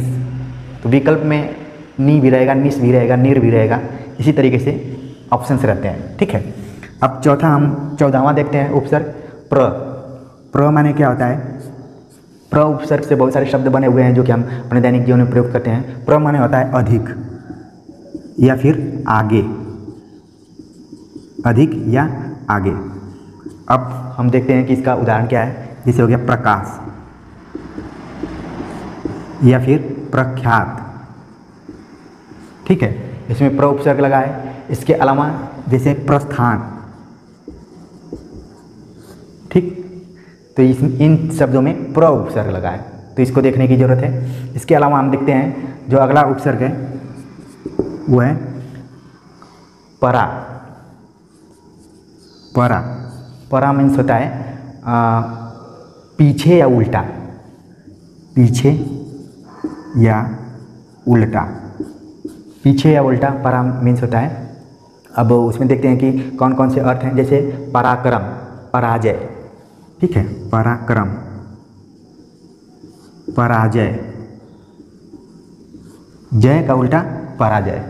तो इसमें आपका विलोम शब्द भी क्लियर होगा कि किस शब्द का विलोम क्या होगा। ठीक है, जैसे कई बार आप आ जाएगा विलोम कि जय का विलोम क्या है, तो कोई लिखेगा कि पराजय है, कोई लिख देगा विजय, क्योंकि वी लगा हुआ है, हो सकता है कि इसका उल्टा हो।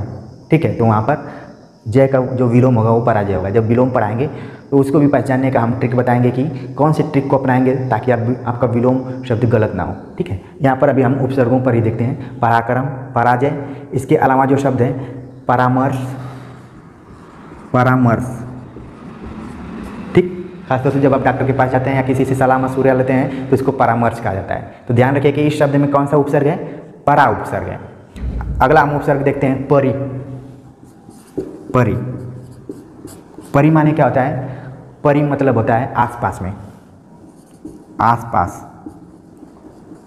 ठीक, जैसे उदाहरण के लिए हम बता सकते हैं परिक्रमा, परिक्रमा। देख रहे हैं एक जगह पराक्रम है, दूसरे जगह परिक्रमा है, ध्यान देने की जरूरत ही है। तो इसमें परि उपसर्ग लगा है।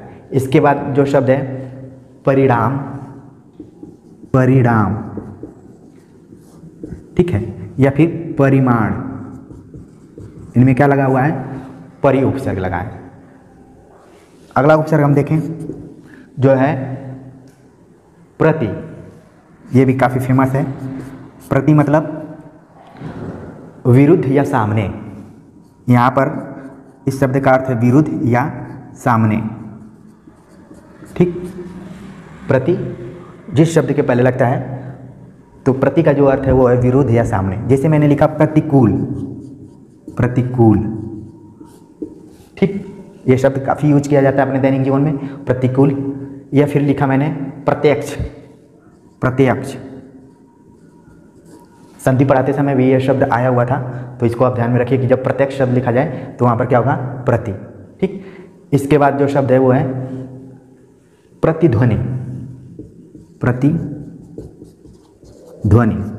तो इन तीनों शब्दों में प्रति शब्द लगा है जिसका अर्थ है विरुद्ध या सामने। फिर अगला हम देखते हैं वि उपसर्ग। उम्मीद है कि इसे आपने नोट कर लिया होगा और इसको शॉर्ट स्क्रीन भी कर लीजिए। ठीक, या फिर सामने।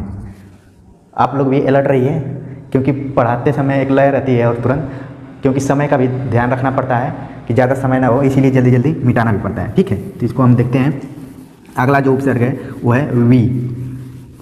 वी उपसर्ग का क्या अर्थ है, उसके कौन कौन से शब्द हैं, इसको हम देखते हैं। जो कि कौन से नंबर पे आ रहा है? ये आ रहा है आपका 19वें नंबर पे है वी।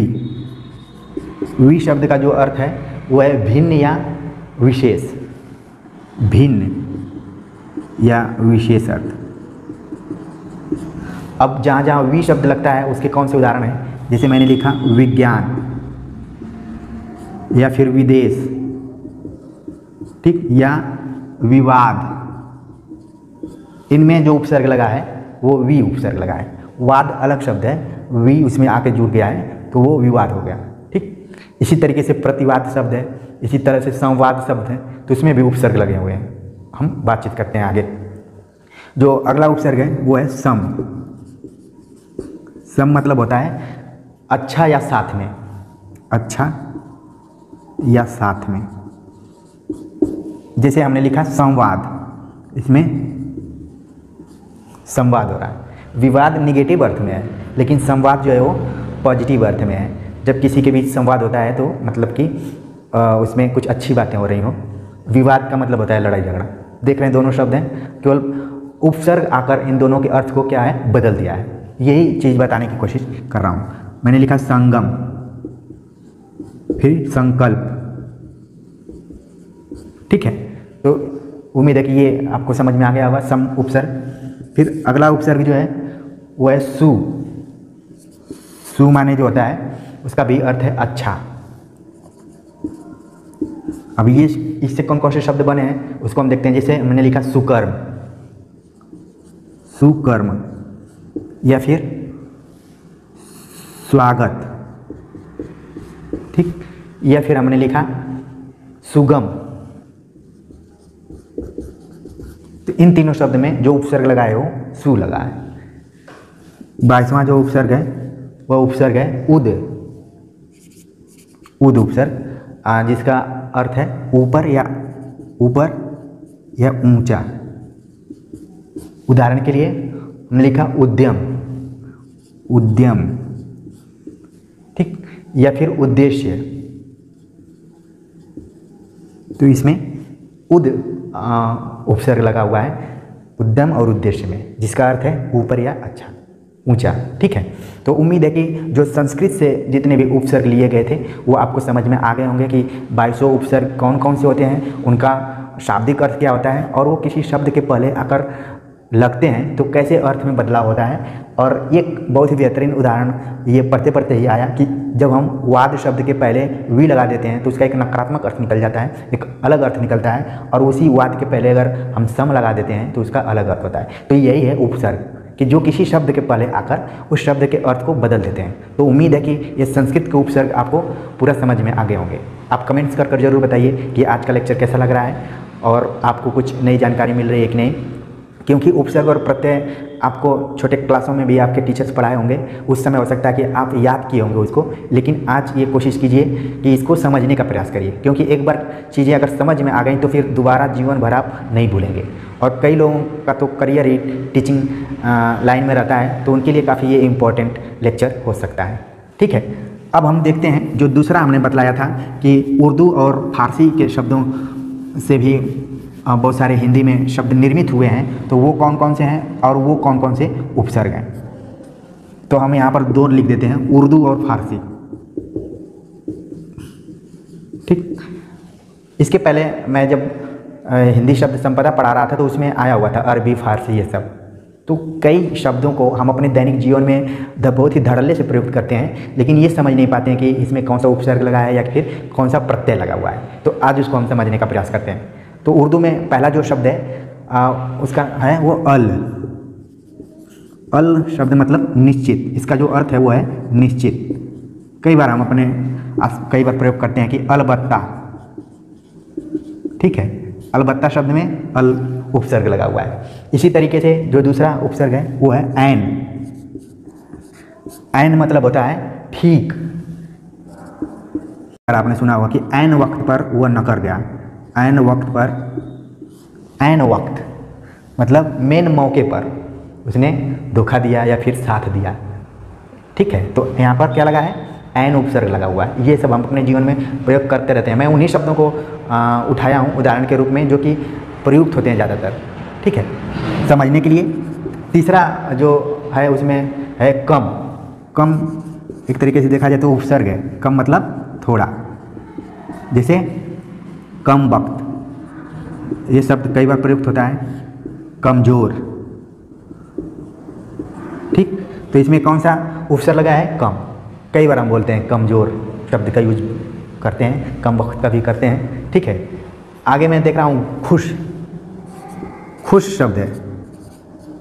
खुश मतलब होता है अच्छा। कई बार लोग आशीर्वाद के रूप में भी देते हैं कि खुश रहो, मतलब अच्छे रहो।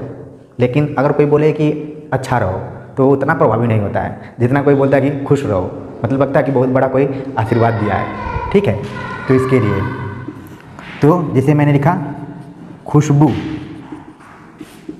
खुशबू, तो इसमें क्या है, उपसर्ग लगाया खुश, और ये हो गया बू। ठीक है, इसी तरह से अगला उदाहरण मैं दूं, खुश किस्मत, खुश किस्मत, तो ये उपसर्ग के रूप में आया खुश यहाँ। ठीक है, अगला हम देखते हैं जो उपसर्ग है गैर। गैर मतलब गैर का जो शाब्दिक अर्थ है वो है विरुद्ध, विरुद्ध। जैसे मैंने लिखा गैर कानूनी, ये भी शब्द बहुत बार आता है, अखबारों में खासतौर से ज़्यादा आता है, गैर कानूनी रूप से। ठीक, या फिर गैर सरकारी, या फिर गैर हाजिर। ये शब्द जो हैं उर्दू फारसी के उपसर्ग से बने हुए हैं, जिसको कि हम अपने दैनिक जीवन में प्रयुक्त करते रहते हैं, लेकिन आज समझ में आ रहा होगा कि अच्छा जो गैर लगा हुआ है क्या है, उपसर्ग है। अब जब भी आप किताबों को पढ़िए या फिर अखबारों को पढ़िए तो शब्दों पर जरूर ध्यान दीजिए। ठीक, तो इसे आप नोट कर लीजिए, स्क्रीनशॉट भी ले सकते हैं। 2-3 और हैं, उन पर हम थोड़ा सा और डिस्कशन कर लेते हैं।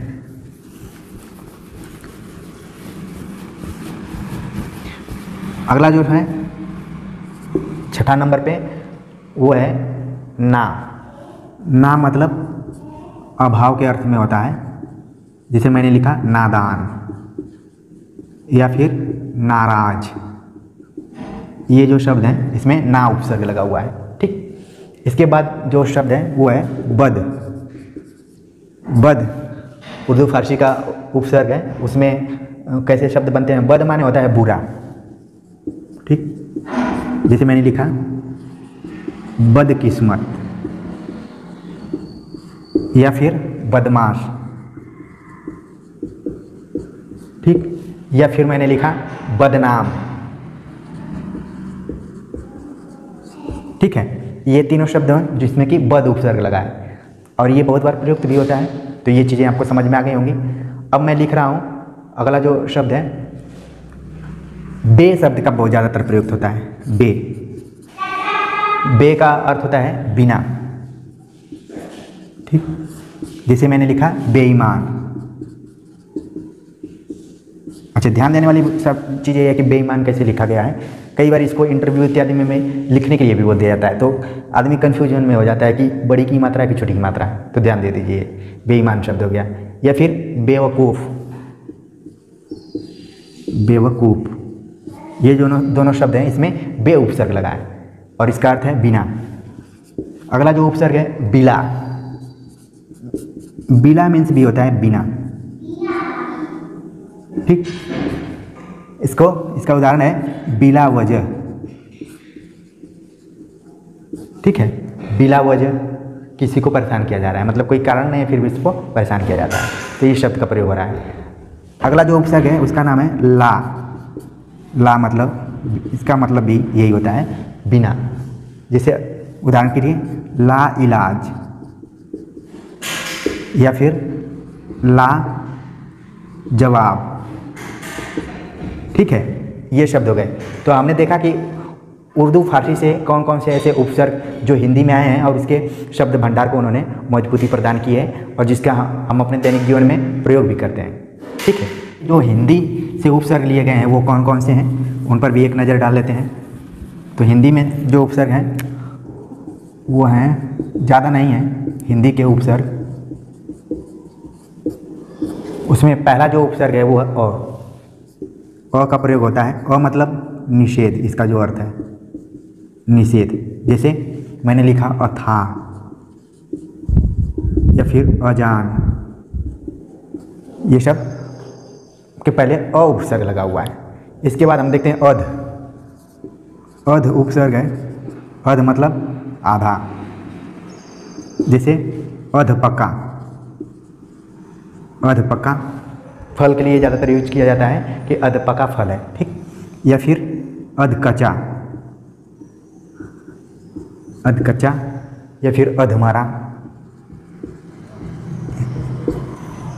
ये अध उपसर्ग लगा हुआ है इसमें।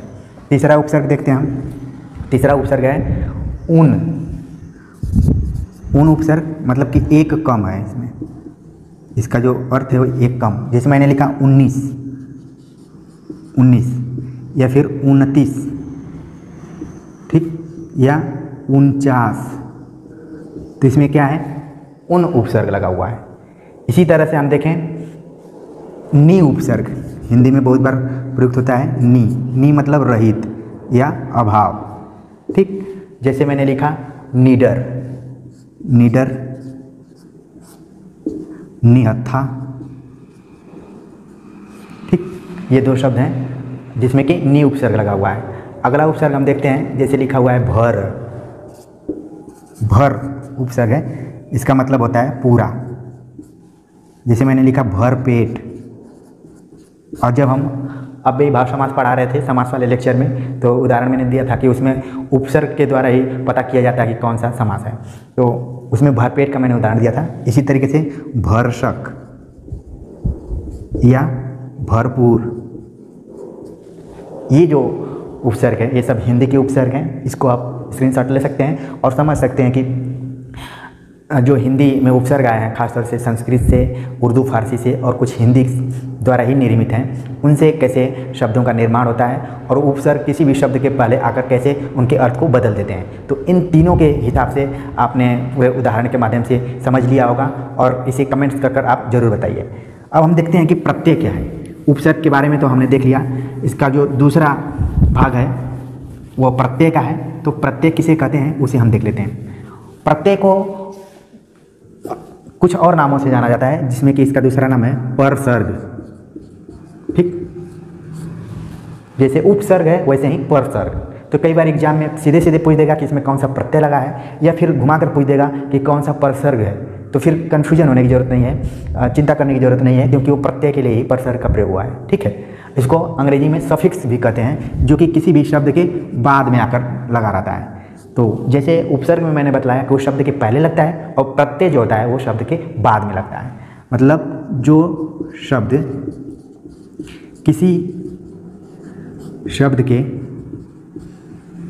बाद या अंत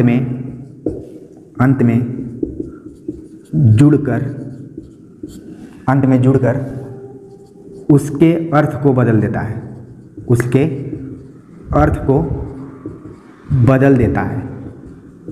अच्छा, ध्यान देने वाली बात यह है कि उपसर्ग और प्रत्यय दोनों जब आगे या पीछे लगते हैं तो शब्द के अर्थ में बदलाव कर देते हैं। इनका मुख्य जो कारण है वो अर्थ में परिवर्तन है।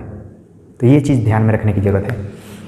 तो प्रत्यय समझ में आ गया होगा कि जो शब्द के बाद या अंत में आकर जुड़ता है और उसके अर्थ को बदल देता है। अब जैसे उदाहरण के लिए मैं बताऊं, जैसे मैंने लिखा लेखक, लेखक, ठीक, या पाठक, इन दोनों में प्रत्यय लगा है अक प्रत्यय, ये बाद में आकर लगा है यहाँ पर, ठीक है, अक प्रत्यय है।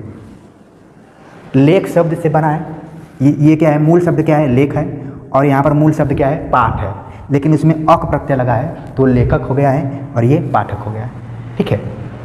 इसी तरीके से मैंने लिखा सुंदर, सुंदर, और इसमें ता जोड़ दिया तो ये क्या हो गया, सुंदरता, ठीक। ता प्रत्यय अंत में आकर जुड़ गया और इसके अर्थ को उसने चेंज कर दिया, इसके विशेषण इसको बना दिया इसने, सुंदरता, ठीक, सुंदर शब्द। इसके अलावा भी कई उदाहरण हैं, जैसे मैंने लिखा भुलक्कड़, ये शब्द क्या है, इसमें जो प्रत्यय लगा है वो है अक्कड़। जैसे मैंने लिखा पठनीय, पठनीय, तो इसमें जो प्रत्यय लगा है वो है अनीय प्रत्यय, ठीक है। तो देखा जाए आपको प्रत्यय समझ में आ गया होगा कि जो शब्द के अंत में आकर लगता है और उसके अर्थ को बदल देता है। इन तमाम उदाहरणों से मैंने समझाने की कोशिश की। अब देखते हैं कि जो प्रत्यय हैं उनके कितने भेद हैं। प्रत्यय का मुख्य रूप से, प्रत्यय के मुख्य रूप से दो भेद हैं। पहला भेद है कृदंत, कृदंत, कृदंत, और दूसरा है तद्धित, तद्धित, ठीक। कृदंत क्या है, जो क्रिया या धातु के अंत में आता है, क्रिया, यही ध्यान देने वाली बात है इसमें, क्रिया या धातु के अंत में लगता है। क्रिया क्या है, जब कोई काम कंप्लीट या पूर्ण होने की जो स्थिति होती है उसे क्रिया कहा जाता है। ठीक है, उसको ये बताता है कि वो काम पूरा हो गया, वो क्रिया है। और धातु जैसे आपने पढ़ा होगा पठ धातु, ठीक है, गम धातु, संस्कृत में ये सब धातु ज़्यादा प्रयुक्त होते हैं। तो जब उनके अंत में जो प्रत्यय आता है तो उसे कहा जाता है कृदंत। अब जैसे उदाहरण के लिए मैं बताऊं कि कृदंत में कौन कौन सा उदाहरण है। जैसे मैंने लिखा धावक, ठीक, तो ये दौड़ने का काम कर रहा है, क्रिया है दौड़ना। ठीक, तो इसमें कौन सा प्रत्यय है? अक प्रत्यय है। इसी तरीके से मैंने लिखा पाठक, पढ़ना, अध्ययन करना, ये क्या है? क्रिया है, तो इसमें अक प्रत्यय लगा हुआ है। इसी तरीके से मैंने लिखा लेखक, ये भी क्रिया के अंत में आकर लगा है। लेख मतलब लिखना कोई चीज़, और क लिखने वाला, तो लेखक हो गया, अक प्रत्यय लगा हुआ है। ठीक है, इसी तरीके से मैंने लिखा तैराक, तैराक, तो ये भी क्या है? क्रिया है, तैरना क्रिया है, उसके अंत में ये लगा है तो यहाँ पर आक प्रत्यय लगा है। ठीक है, तैराक। इसी तरीके से लुटेरा, लुटेरा शब्द है, तो इसमें कौन सा प्रत्यय लगा है? एरा प्रत्यय, लूटना।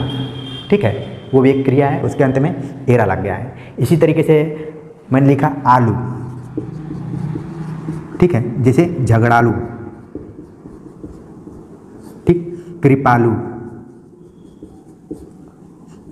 तो ये शब्द क्या है? इसमें आलू प्रत्यय लगा हुआ है। तो इस तरीके से हमने देखा कि कृदंत वो प्रत्यय है जिसके जब क्रिया और धातु के अंत में जो भी प्रत्यय लगता है वो कृदंत के अंतर्गत आता है, क्रिया और धातु के। और जो तद्धत प्रत्यय है, तद्धति, वो क्या है कि क्रिया के साथ साथ उसमें संज्ञा और संज्ञा,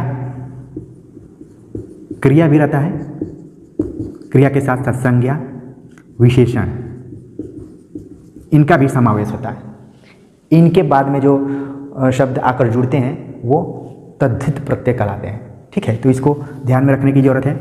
और प्रत्यय को ज़्यादा समझने के लिए आपको हरदेव बाहरी की जो किताब है व्याकरण की, हिंदी शब्द अर्थ और प्रयोग, उस किताब को पढ़ना पड़ेगा, क्योंकि उपसर्ग और प्रत्यय जितना उस किताब में अच्छे से दिया है मुझे नहीं लगता और किसी व्याकरण की किताब में है। और उसको पढ़ने का एक फ़ायदा ये भी है कि जैसे आप एग्ज़ाम में आप जाते हैं और आपने सही उत्तर करके आए, आपने सही उत्तर लिखा है, फिर भी उसको कमीशन गलत मान रहा है या फिर उसको रॉन्ग उत्तर माना गया है, तो आप कोर्ट में उसको आप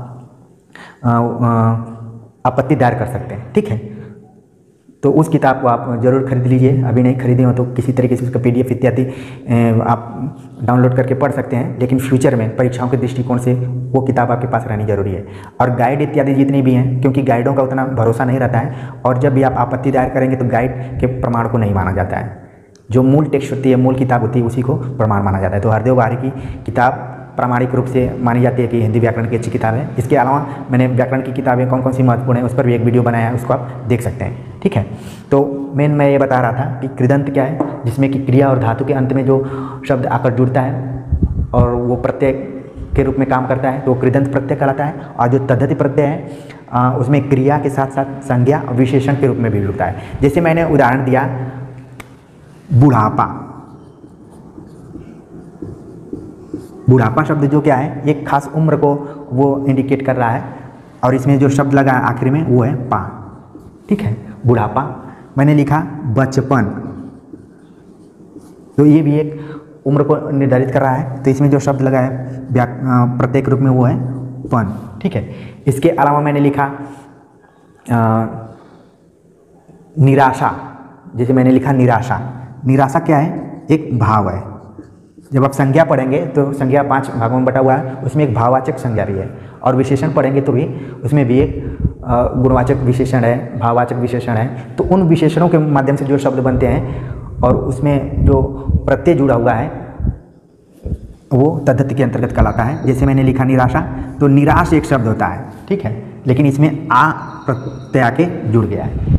इसी तरीके से कुल 200 के ऊपर प्रत्ययों की बात की गई है, जिसको कि इस लेक्चर में पूरा बताना संभव नहीं है। आप किताब को पढ़िए जिसका मैंने अभी नाम बताया, और जहाँ भी समझ में नहीं आए तो आप कमेंट्स कीजिए, तो उन बिंदुओं पर हम दोबारा डिस्कस करने की कोशिश करेंगे, तो आपकी चीज़ें क्लियर हो जाएंगी। तो उम्मीद है कि उपसर्ग को मैंने काफ़ी व्यापक रूप में बताया और प्रत्यय को उसके भेद को बतलाते हुए कुछ उदाहरणों के माध्यम से समझाने की कोशिश की, और किताब को मैंने बताया, उस किताब को आप पढ़िए तो ज़्यादातर चीज़ें और क्लियर हो जाएंगी। आज के वीडियो लेक्चर में हम बातचीत करेंगे विदेशी शब्दों के ऊपर। आमतौर पर जब भी हम परीक्षाओं में जाते हैं तो शब्दों से संबंधित प्रश्न आते हैं कि कौन सा शब्द किस भाषा से लिया गया है। तो हम देखते हैं कि संस्कृत, अंग्रेजी, तत्सम, तद्भव शब्दों को हम बहुत इजीली पकड़ लेते हैं कि ये फला भाषा से संबंधित है।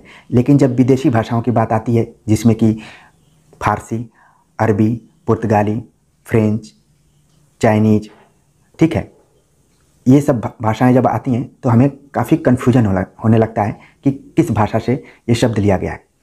तो हमने देखा कि यूजीसी नेट के एग्ज़ाम में 2-3 प्रश्न इन भाषाओं से संबंधित भी लगातार पूछे जाते रहे। ये शब्द ऐसे हैं जिनका कि प्रयोग हम अपने दैनिक जीवन में लगातार करते रहते हैं, लेकिन ये कभी ध्यान नहीं रखते हैं कि इनका संबंध किस विदेशी भाषा से रहा है। तो हम आज देखने की कोशिश करेंगे कि फारसी, अरबी, पुर्तगाली, तुर्की आदि जितनी भी भाषाएं हैं उनसे मिलते जुलते जो शब्द हैं जिनका प्रयोग हम दैनिक जीवन में करते हैं वो कौन कौन से हैं और परीक्षा के दृष्टिकोण से महत्वपूर्ण हैं। तो चलते हैं सीधे हम वीडियो लेक्चर पर बात करते हैं। विदेशी भाषाओं के संदर्भ में हम बातचीत करने जा रहे हैं फारसी भाषा के ऊपर, और ये देखने की कोशिश करेंगे कि हम अपने व्यावहारिक जीवन में फारसी भाषा के किन किन शब्दों का प्रयोग ज़्यादातर करते हैं और उसका हमें आभास नहीं होता है कि ये फला भाषा का शब्द है, और वही परीक्षा में अगर आ जाता है तो लगता है कि अच्छा ये शब्द फला भाषा का है। तो इस लेक्चर में हम ये देखेंगे कि किन किन शब्दों का प्रयोग आमतौर पर हम करते हैं और परीक्षा के दृष्टिकोण से वो कौन से शब्द बहुत ही इम्पॉर्टेंट हैं। तो फारसी भाषा की जब हम चर्चा कर रहे हैं तो कुल 120 इसमें हमने शब्दों को लिया है जो कि काफ़ी इम्पॉर्टेंट रहे हैं, और मैं उन शब्दों के बारे में भी बात करूंगा जो कि परीक्षाओं में कई बार पूछे जा चुके हैं। तो चलते हैं सीधे बात करते हैं कि फारसी में कौन कौन से शब्द हैं, और एकदम से आप सभी लोग ध्यान में रखकर सुनिएगा या फिर देखिएगा कि किन किन शब्दों को आप प्रायः प्रयोग करते रहते हैं। पहला शब्द है यहाँ पर अफसोस, आतिशबाजी, आमदनी, आराम, अदा, आबदार। अगला शब्द है किनारा, खाल, खुद, खामोश, खरगोश, खुश, गोश्त। ये सब फारसी के शब्द हैं। गुलाब, चाबुक, चादर, चिराग, चश्मा, जान, ये भी फारसी का शब्द है। और देख रहे हैं आप कि गुलाब जो शब्द है वो फारसी का हो गया। चश्मा कई बार पूछा जा चुका है कि किसका शब्द है, फारसी का है। इसके बाद देखते हैं तमाशा, तेज, जोश, तरकश, जिगर, ये भी फारसी का शब्द है। आवारा, आफत, आवाज़, आईना, उम्मीद, ये सारे जितने भी शब्द हैं सब फारसी के हैं। कद, कबूतर, कमीना, कुश्ती, कुश्ता, किशमिश। किशमिश कई बार परीक्षा में पूछा जा चुका है, ये फारसी का शब्द है। यहाँ पर 2 शब्दों को आप देख रहे हैं, कुश्ती और कुश्ता। कुश्ती तो आप समझ में आ रहे होगा आपके, लेकिन यहाँ पर कुश्ता जो शब्द है इसका मतलब होता है राख। अगला शब्द है कमरबंद, दिल, दवा, नामर्द, नाव। ये सारे जितने भी शब्द हैं सब फारसी के हैं। आगे देखते हैं नापसंद, पलंग, पैदावार, पलक, पुल, पारा, पेशा, सभी फारसी के शब्द हैं। पैमाना, खुराक, खूब, मुफ्त, मजा, मलीदा, मादा, ये भी फारसी का शब्द है। आगे माशा, मलाई, मुर्दा, बेहुदा, बीमार, बेरहम, बहरा, ये भी फारसी का शब्द है। माशाअल्लाह आपने सुना होगा, तो ये देख रहे हैं उसमें जो माशा शब्द है वो क्या है, फारसी का है। इसके अलावा देखते हैं बेवा, गिरह, गुलबंद, गिरफ्तार, गवाह, गल्ला, ये जितने भी शब्द हैं सभी फारसी से संबंधित हैं। गुम, गज, गर्द, गोला, गरम, चरखा। चरखा जो कि गांधीवादी प्रतीक के रूप में जाना जाता है, ये भी फारसी का शब्द है, यहाँ पर आप देख रहे हैं। इसके अलावा देखते हैं चूंकि, चेहरा, चाशनी, जंग, जहर, ये सभी शब्द फारसी के हैं। अगले कुछ शब्द हैं जीन, जोर, जबर, जिंदगी, ये सब फारसी के शब्द हैं। जादू, जागीर, मोर्चा, मीना, मुर्गा, मरहम, याद, यार, ये फारसी शब्द हैं। इसके अलावा देखते हैं रंग, रोगन, राह, लश्कर, लगाम, लेकिन, तीर, ये सब फारसी शब्द हैं। आमतौर पर आपने सुना होगा रंग रोगन करना, रंग और रोगन दोनों फारसी का शब्द है। इसके अलावा देखते हैं ताक, तबाह, तनख्वाह, ताज़ा, दीवार, देहात, ये भी फारसी का शब्द है। दस्तूर, दुकान, दरबार, दंगल, दिलेर, फारसी का शब्द है। वरना, वापिस, शादी, शोर, सितारा, सितार, सरासर, सुर्ख, सरदार, सरकार, सूद, सौदागर, ये क्या है, सब फारसी के शब्द हैं। यहाँ पर कई बार परीक्षाओं में पूछा जा चुका है कि जो सरकार शब्द है ये किस भाषा से लिया गया है। आमतौर पर हम लगातार बोलते हैं कि फला की सरकार है, ठीक है, फला की सरकार है, फला पार्टी की सरकार है, तो ये जो शब्द है फारसी का शब्द है। तो उम्मीद है कि 120 शब्दों को आपने देखा होगा, उसमें से बहुत सारे शब्दों का प्रयोग आप अपने दैनिक जीवन में करते होंगे। और ध्यान बस रखना है कि ये सभी जितने भी शब्द हैं फारसी के शब्द यहाँ पर प्रयुक्त किए जा रहे हैं। यहाँ पर देखिए अब किशमिश जो शब्द दिया गया है कई बार परीक्षा में पूछा जा चुका है। तो उम्मीद है कि फारसी के शब्द आपको समझ में आ गए होंगे। अगर इसमें से किसी भी शब्द को परीक्षा में पूछा जाता है तो मुझे पूरी उम्मीद है कि आप सही कर लें। अगली भाषा के रूप में हम देख रहे हैं अरबी भाषा का प्रयोग। अरबी भाषा में कुल 144 शब्दों को हमने इस वीडियो लेक्चर में लिया है और ये देखने की कोशिश करेंगे कि उन 144 शब्दों में हम अपने दैनिक जीवन में किन शब्दों का प्रयोग ज़्यादातर करते हैं और बस ध्यान नहीं रखते हैं कि किस भाषा का शब्द हुआ है। क्योंकि परीक्षाओं में जब इस तरीके के शब्द पूछ लिए जाते हैं तो लगता है कि हमने तो दैनिक जीवन में इन शब्दों का प्रयोग किया लेकिन कभी ध्यान नहीं दिया कि ये किस भाषा से लिया गया है। तो आज के वीडियो लेक्चर में हम दोनों चीज़ों को ध्यान में रखेंगे कि किन शब्दों का प्रयोग हम अपने दैनिक जीवन में करते हैं और वो किस भाषा से संबंधित हैं। तो चलते हैं सीधे देखते हैं कि अरबी के कौन कौन से शब्द हैं। अदा, अजब, अजीब, अजायब, असर, अदावत, अक्त, अमीर, ईमान, उम्र, एहसान, औसत, ये जितने भी शब्द हैं सब अरबी से लिए गए हैं। आगे देखते हैं अगला जो शब्द है औरत, औलाद, कसूर, कदम। ये औरत शब्द कई बार परीक्षाओं में पूछा जा चुका है कि ये किस भाषा से लिया गया है। तो यहाँ पर देख रहे हैं कि आप अरबी भाषा का शब्द है। अगला शब्द है खराब, खत, ख़त्म, खिदमत, कातिल। खत शब्द देखिए अरबी भाषा से लिया गया है। इसके अलावा और देखते हैं शब्दों को किताब, खबर, कायदा, जिहन। तो किताब शब्द जो है अरबी भाषा का है, कई बार परीक्षा में पूछा जा चुका है। खबर शब्द का प्रयोग हम प्रायः करते रहते हैं, ये भी अरबी भाषा का शब्द है। आगे और शब्दों को देखते हैं तकाजा, तकदीर, तारीख, तकिया, तमाशा। आपने फारसी में भी देखा तमाशा को, अरबी में भी देखा है। तो कुछ ऐसे कॉमन शब्द हैं जो कि कई भाषाओं में हैं, इसलिए थोड़ा सा ऐसे भाषाओं को ध्यान रखना है। आगे देखते हैं यहाँ पर तारीख शब्द दिया गया है। तारीख जो है ये क्या है, अरबी भाषा का शब्द है। इसके अलावा देखते हैं लिखा है तरफ, तादाद, अहमक, फ़ायदा, फैसला, ये सब अरबी भाषा के शब्द हैं। इसके अलावा फ़कीर, दीन, दुनिया। दुनिया शब्द अरबी भाषा का शब्द है। इसके बाद और देख लेते हैं, यहाँ पर लिखा है दुकान, इलाज, दलाल, इमारत, इस्तीफ़ा, इजलास, इज्जत, आदत, ये सब अरबी भाषा शब्द हैं। इनाम, आदमी, आसार, आखिर, अल्लाह। अल्लाह देख रहे हैं यहाँ पर अरबी भाषा का शब्द है। इससे पहले मैंने एक शब्द बोला था माशा अल्लाह, तो माशा फारसी का था और अल्लाह यहाँ पर देख रहे हैं आप कि अरबी का है। अगला शब्द है नशा, नाल, नकद, नकल, नहर।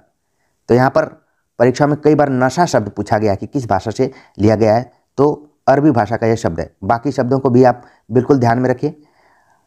और शब्द हैं आगे नतीजा, दान, दौलत, दिक, कब्र, सभी शब्द अरबी के शब्द हैं। कसर, कमाल, कर्ज, ये भी अरबी भाषा का शब्द है। इसके बाद देखते हैं कि किश्त, किस्मत, किस्सा, किला, कसम, कीमत, कसरत, कुर्सी, बाज, ये क्या है? अरबी भाषा का शब्द है। इसके अलावा देखते हैं बहस, बाकी, मुहावरा, मदद। मुहावरा शब्द अरबी का शब्द है। इसके बाद देखते हैं आगे मुद्दई, मर्जी, माल, मिसाल, मजबूर, ये भी अरबी भाषा का शब्द है। मुंसिफ, मालूम, मामूली, मुकदमा, मुल्क, ये सब क्या है? अरबी भाषा के शब्द हैं। मल्लाह, ख्याल, गरीब। आप देख रहे होंगे कि बहुत सारे ऐसे शब्द हैं जो कि दैनिक जीवन में आप प्रयोग करते रहते होंगे, लेकिन यहाँ पर क्लियर करना है कि ये किस भाषा से लिए गए हैं, विदेशी भाषा से। आगे है गैर, जाहिल, जिस्म, जलसा, जनाब, जवाब, जहाज, जालिम, ये जितने भी शब्द हैं सब अरबी से लिए गए हैं। आगे है जिक्र, तमाम, मवाद, मौसम, मौका, ये भी अरबी भाषा का शब्द है। मौलवी, मुसाफिर, मशहूर, मजमून, मतलब, ये भी अरबी भाषा का शब्द है। आगे देखते हैं मानी, मात, यतीम, राय, लिहाज, ये भी सभी शब्द अरबी भाषा से लिए गए हैं। ठीक है। इसके अलावा है लफ्ज, लहजा, लिफाफा, ये भी अरबी भाषा का शब्द है। आगे है तरक्की, तजुर्बा, दाखिल, ये सब अरबी भाषा के शब्द हैं। दिमाग, दवा, दाबा, दावत, दफ्तर, ये सब अरबी भाषा के शब्द हैं। दगा, दुआ, दफ़ा, जलेबी, जलेबी शब्द आप देख रहे हैं यहाँ पर कि ये किसका है? अरबी भाषा का शब्द है। इसके अलावा है लायक, वारिस, वहम, वकील, शराब, हिम्मत, हैजा, ये सब अरबी भाषा के शब्द हैं। शराब शब्द देखिए अरबी भाषा का शब्द है यहाँ पर। इसके अलावा है हैजा, हिसाब, हरामी, हुक्म, हाजिर, हाल, ये अरबी भाषा का शब्द है। हाकिम, हमला, ये भी अरबी भाषा का शब्द है। इसके अलावा है हवालात, हौसला। तो इस तरीके से आपने कुल 144 शब्दों को देखा जो कि अरबी भाषा से लिए गए हैं। इसमें से बहुत सारे ऐसे शब्द हैं जिनका प्रयोग आप प्रायः करते रहते हैं। बस ध्यान रखना है प्रयोग करते समय कि कौन सा शब्द फारसी है, कौन सा अरबी है। ठीक है। तो इनको जब आप क्लियर करके रखेंगे तो परीक्षा में अगर किसी भी तरीके से प्रश्न पूछा जाएगा, खासतौर से ऐसे शब्द पूछे जाते हैं जिसका प्रयोग आप व्यवहारिक जीवन में करते रहते हैं और बाद में वही परीक्षाओं में आ जाते हैं, तो फिर ध्यान जाता है कि अच्छा ये शब्द जिसको कि हम हिंदी या फिर अपने लोकल भाषा में मानकर चल रहे थे वो किसी विदेशी भाषा से लिया गया है। तो उम्मीद है कि अरबी के शब्दों को आप बढ़िया से देख लिए होंगे। इसमें से किसी भी तरीके का प्रश्न आएगा तो बिल्कुल आप सही कर लेंगे। आगे हम बातचीत करते हैं पुर्तगाली शब्दों का, जिनका प्रयोग हम प्राय अपने दैनिक जीवन में करते रहते हैं और देखेंगे कि वो कौन कौन से शब्द हैं जो कि परीक्षा के दृष्टिकोण से भी महत्वपूर्ण हैं। कुल 35 पुर्तगाली शब्दों का प्रयोग यहाँ पर हमने लिया है जो कि प्राय आप सुने होंगे और इसका यूज करते भी होंगे। पहला शब्द है अलकतरा, अन्नास, आलपिन, आलमारी, काजू, गमला, किरानी, क्रिस्तान। तो इसमें से आप देख रहे हैं कि काजू, आलमारी, आलपिन, ये काफ़ी इंपॉर्टेंट यहाँ पर शब्द हैं। कई बार ये सारे परीक्षाओं में पूछे जा चुके हैं। इसके अलावा आगे देखते हैं, दिया गया है परात, पपीता, पादरी, पाव रोटी, मस्तूल, मेज, लबादा, साया, आया। तो आप एक एक शब्द को देखिए, हो सकता है परीक्षा में कई बार पूछ लिया गया है पपीता किस भाषा का शब्द है, तो यहाँ पर ये पुर्तगाली शब्द है। आगे देखते हैं, इसमें दिया गया है इस्पात, स्त्री, कमीज, कनस्तर, ये शब्द पुर्तगाली से है। इसके बाद और शब्दों को देखते हैं जो कि आप बहुत प्रयोग करते रहते होंगे, जिसमें चाबी, तंबाकू, तौलिया, नीलाम, पिस्तौल, फरमा, फीता, बम्बा, ये सब क्या है? पुर्तगाली भाषा से जुड़े हुए हैं। इसके अलावा है बाल्टी, बुताम, सागू। तो यहाँ पर आप देख रहे हैं बाल्टी शब्द का प्रयोग प्रायः रोज ही हम करते हैं। ये किस भाषा से लिया गया है? पुर्तगाली से लिया गया है। इसके अलावा आप देख रहे हैं तंबाकू, चाबी, गोभी, ठीक है, आलपिन, आलमारी, काजू, जितने भी शब्द हैं ये सब पुर्तगाली भाषा से लिए गए हैं। तो उम्मीद है कि आपको अब पुर्तगाली भाषाओं से जुड़े हुए शब्दों का पता चल गया होगा और इनमें से किसी भी तरीके से परीक्षाओं में शब्द आएंगे तो आप सही कर लेंगे। आ जाए तो तुर्की में लगभग 37 शब्दों को मैंने यहाँ पर लिया हुआ है। उन 37 शब्दों को हम देखते हैं कि कौन कौन से हैं। है उर्दू, कालीन, काबू, कैंची, कूली, चकमक, चम्मच, कुर्की, चाक, चाकू, चिक, चेचक, तलाश, लाश। ये जितने भी शब्द देख रहे हैं सब तुर्की भाषा के शब्द हैं जो कि आप अपने व्यवहारिक जीवन में भी प्रयोग करते होंगे। अगला शब्द है तोप, तोशक, दारोगा। दारोगा शब्द जो है वो तुर्की भाषा का है। इसके बाद बारूद, बहादुर, बेगम, लफंगा। जितने भी शब्दों को आप देख रहे हैं सब तुर्की भाषा के शब्द लिए गए हैं। सराय, सुराज, गलीचा, सौगात, बीबी, कुर्ता। देख रहे हैं आप कि ये तुर्की भाषा का शब्द है। इसके अलावा यहाँ पर दिया गया है मुगल, खच्चर, चोगा, बख्शी, तमगा।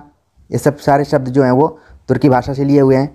इसके बाद तमंचा, बेग, खां, खातून, आका।